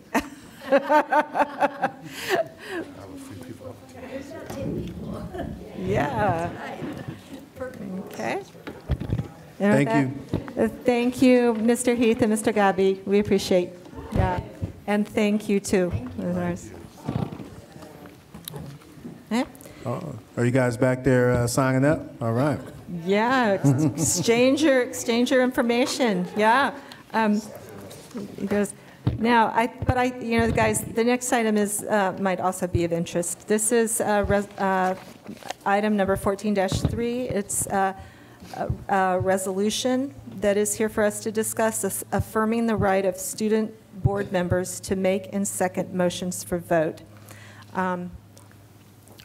And I think that this should be introduced by our student board members. You guys wrote the backup on this. Would you like to speak to this item?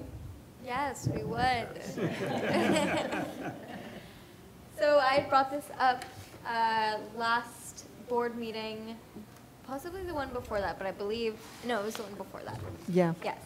And I had said that we aren't officially able to make or second motions, although we had been doing it for pretty much the entire past year that we had been on the board. But I thought it was important to actually have it written into our governance handbook, and so I brought it up, and me and Audrey wrote the background information and the purpose and the details and prepared it for you all to bring it before you today. And I wanted to talk about some of the background because it's actually relevant to our district. So the assembly bill that allows us to have a preferential vote as well as the power to make and second motions was written by Tony Thurman, and it was actually written with the help of the past AUSD student school board member Julia Greensfelder. I believe one or two of you guys were on the board when she was here. But she helped write that along with the California Association of Student Councils and was able to support Tony Thurmond in passing that through. And so with that legislation, I am hoping to be able to secure a vote for me and Audrey as well as student board members in the years to come. Thank you very much. Questions from the board? Go ahead. Yeah, I was looking at the backup information and then the actual resolution, and I just want to make sure I'm reading it clearly. In the backup information, it says something about making a motion and the right to second, and in the resolution, it just says making a motion. And I am wondering if that has anything to do with, at our board workshop last week, we found out as a board that board members don't need a second. So is that why the language was changed? Because the resolution is the one that's going to actually be enforced. And I was noticing that it just says right there, therefore be it resolved that they have a right to move an item, which that's the way it should be. So if this passes, they being part of the board wouldn't need a second either, right? Their motion would just get placed on the agenda, is that correct? Well, this is for actual action motions, not putting items on the agenda, not just putting items on the agenda. This is, for example, to make a motion to approve an action item, which the board does. Oh, so this has nothing to do with bringing up agenda items? It's, Okay. I think it's broader than that. I think they could move an agenda item, but they could move any item of business if we pass this. So I And that's think. what, and you guys have been doing that before, but you just wanted in the, okay. Right. Right. Okay.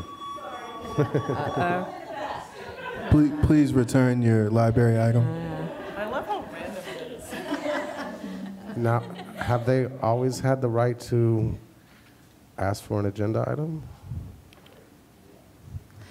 Yeah, We've done that's a it different- anyways, whether we had the right or not. Yeah, Should we state that clearly, or What? should we add that clear, or is there no I need? mean, I don't think that there's anything in there. I haven't seen anything in AB 261 that says anything at all about introducing an agenda item. So I think that means that we don't necessarily have the power to, but we don't have the power not to. But to your point, Trustee Clark, I think that when this resolution comes back, I think that it should be edited so that it says, therefore be it resolved, blah, blah, blah, affirms that student board members have the right to move and second an item to a vote of the entire board. The title says, the third line of the title says to make and second motions for votes, but I think that needs to be repeated in the therefore be it resolved paragraph to make it perfectly clear. Right, but I was actually saying the opposite. I was saying we found out that board members under Ed Code don't need a second. Well, but that's just for the agenda, to get an item on the agenda. Correct. But I think for this, which is meant to be the broader case, that they should have the right to both make the motion, or to second a motion that somebody else has Yeah, made. it should be consistent, yeah. Yeah, it should be consistent top to bottom. Okay. Go. Can we approve the resolution with that and direct staff to make that modification, or do we actually need to bring this back?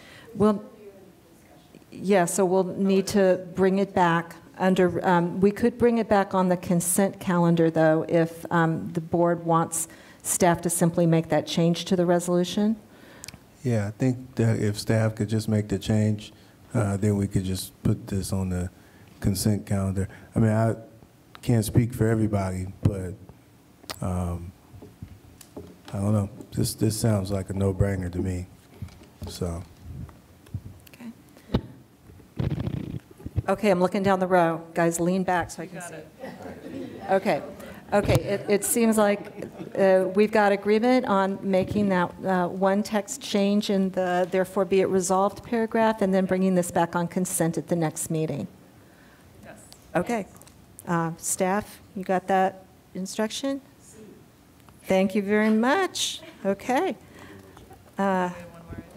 No, we're not quite adjourned yet. We have another item of business. I believe that brings us to 15-2, master contract with advanced medical personnel.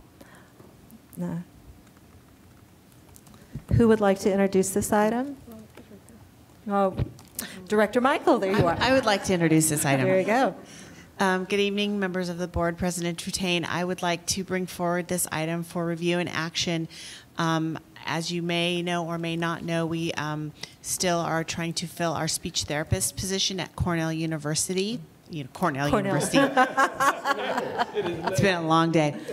Cornell Elementary, and we also need to fill our speech position at Albany Middle School due to an injury for the sitting speech therapist until he's able to come back and do his job 100% healthy. So we have contracted with advanced medical personnel to bring 2 speech therapists to Albany Unified School District to fill the Cornell position through the end of the year and the position at the Albany Middle School through December 20th, which Mr. Halston is scheduled to come back November 2nd, but in order for us to do the compensatory ed to make up the time that has been missed, we contracted the speech therapist for Albany Middle School to go till winter break so that that person can actually give people back the time and sessions that they've missed. Thank you, Director Michael. Questions from the board?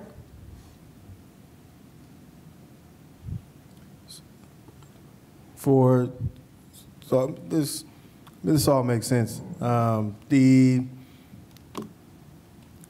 current time, there's a plan in place to make up time for Yes. the students that currently. Yes, that's why we extended her contract beyond the time that Mr. Halston comes back, so that we'll have 2 speech therapists at the middle school, whereby one can be providing services onward and one can be backfilling services for what was missed while he was out during his injury. And then the other part, how has this been communicated to parents of students who are currently?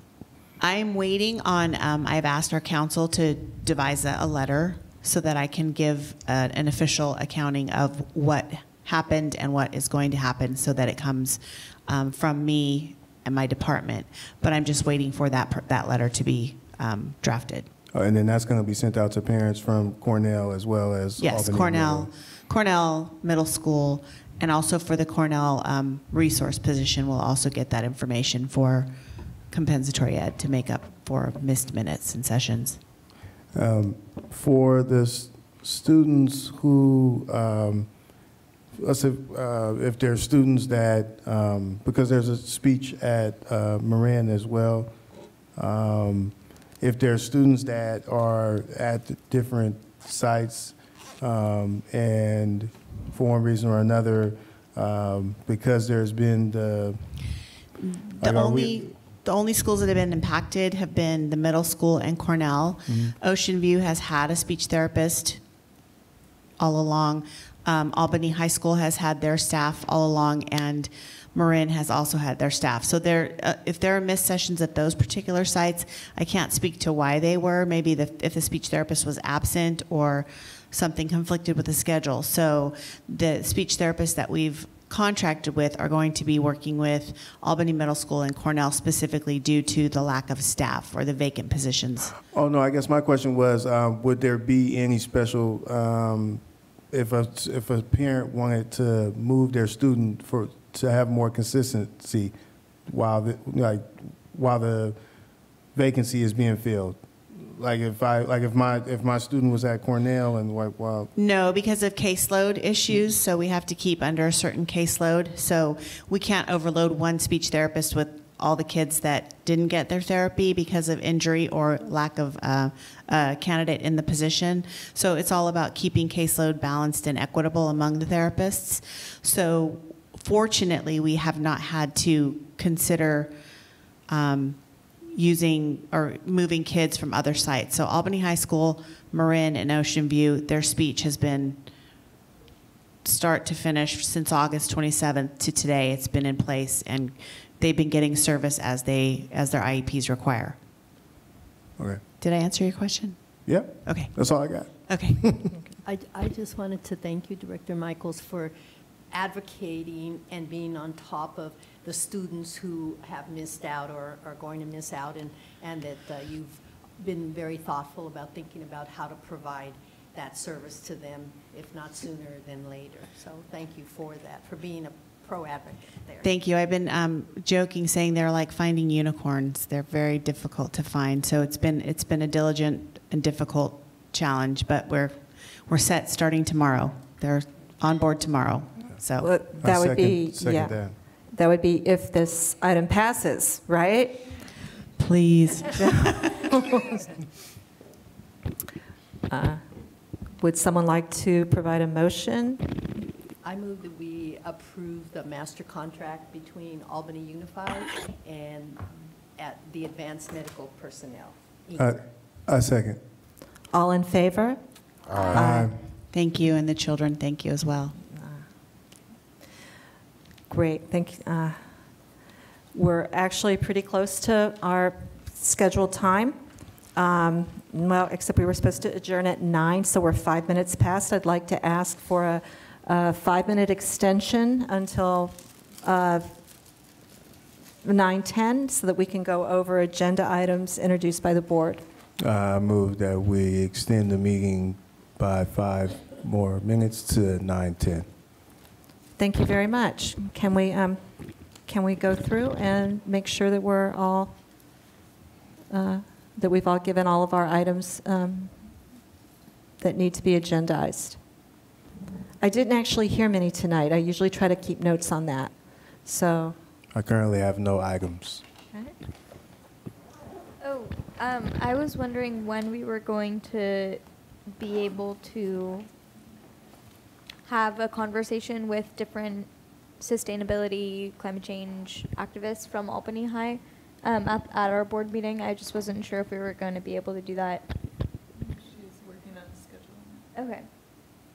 I didn't mean to shut that down. I meant to ask you if we know when that might be. Yeah, so for that item, I think that we were waiting for student input in terms of when it would be possible for the students to come. Oh, I see. I mean, I think that students are, if they see this, they've been wanting an opportunity like this for, I think, about a year. They just didn't know how to get it, so I think they'd be very willing to clear their schedules for something like this. Okay. I think that the next meeting, I think that the October 22nd is a long meeting, but I think that either of the November meetings would be wide open for that. Okay. Yeah, all right. From then on, I can just email you or Julie. Thank you. I wanted to sort of circle back around to the instructional materials and what student board member Michaela said about the insufficiency of some materials, and if the assistant superintendent might have some ideas of how we could look into that in terms of maybe the perspective is more from the student viewpoint of they don't feel that they have sufficient materials. And I don't know if Dr. Williams has any ideas on that.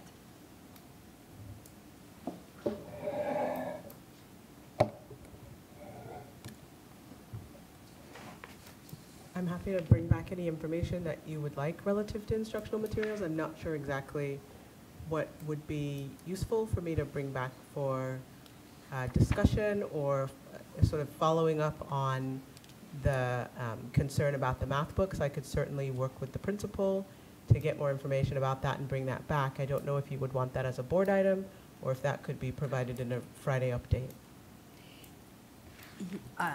Yeah, I think a Friday update would be fine, but I just want to be clear that we're getting at what the issue is here, because it sounds like, I mean, you know, I like surveys, but in terms of students or whatever, that how do we get that information from the students, right? Or from their perspective about sufficient materials? If I can add, I think what I've heard was two different things. One was a student perspective of sufficiency versus the state criteria of sufficiency. And that can be two different things.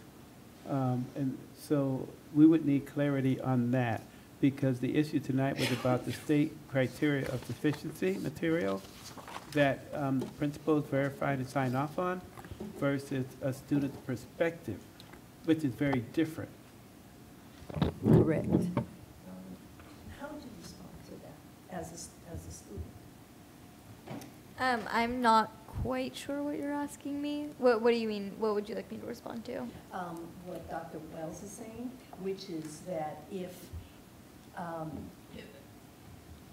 obviously, well, the principals have already signed off. Your principal has signed off that there are sufficient materials for the students. And your comment was that there are not sufficient materials. And so the question is from a legal standpoint, from the state standpoint, from the document we have now approved, is that there are sufficient materials, but more in terms of maybe trying to find out more from the students if there's lack of what is it and why, or I mean not why, but from their perspective, are there lack of materials that you feel are important to learning?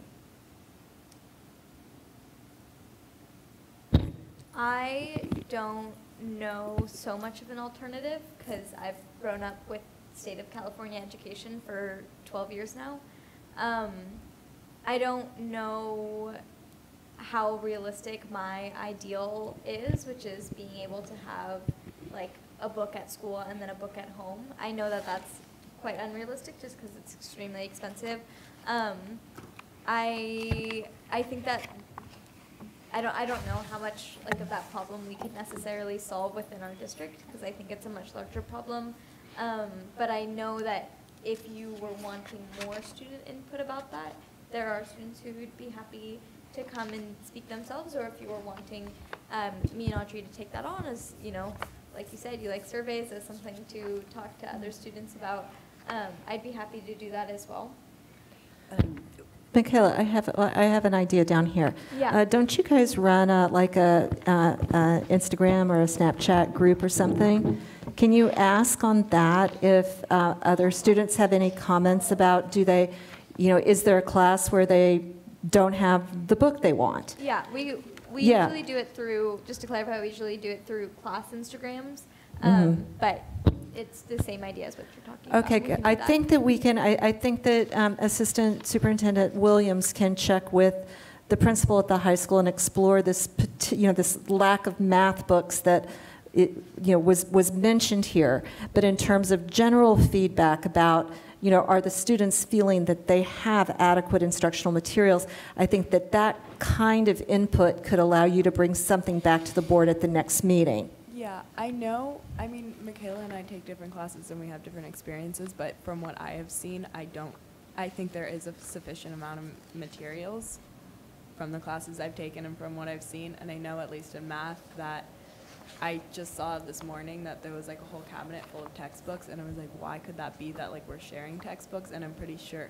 this is just my guess, that they just want collaboration, so they want students to share textbooks so they're not like looking at their own desk and doing their own work, because the whole point of math is to share. So that's the only thing that came to my mind. So yeah, from my experience, we have sufficient materials. Then I would say maybe another part of your search for information might be to chat with your teachers about, you know, gosh, we have a table group here, you've only given us one book, you know, or 2 books or whatever, you know, what are you trying to, well, you would say it very tactfully, I'm sure. I was going to say, what are you trying to accomplish here?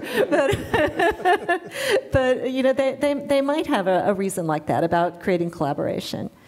Okay, so. And maybe, Michaela, you could distinguish between books in the classroom and textbooks going home.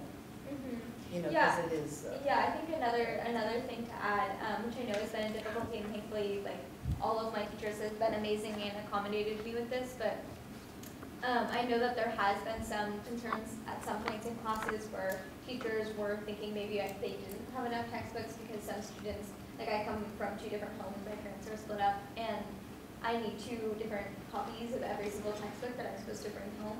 And I know there has been points in different classes where teachers were concerned because they thought that so many students had 2 homes that they wouldn't have enough textbooks. So that's another concern that I've heard voiced more by teachers and less by students. But that's just another thing to add in terms of the amount of textbooks. Okay, and with that, so I think we're going to hear in the Friday update about a particular situation and then our student board members are going to bring back more information for us at the next regular meeting. That, any other agenda items? Okay, with that, we're adjourned. Thank you.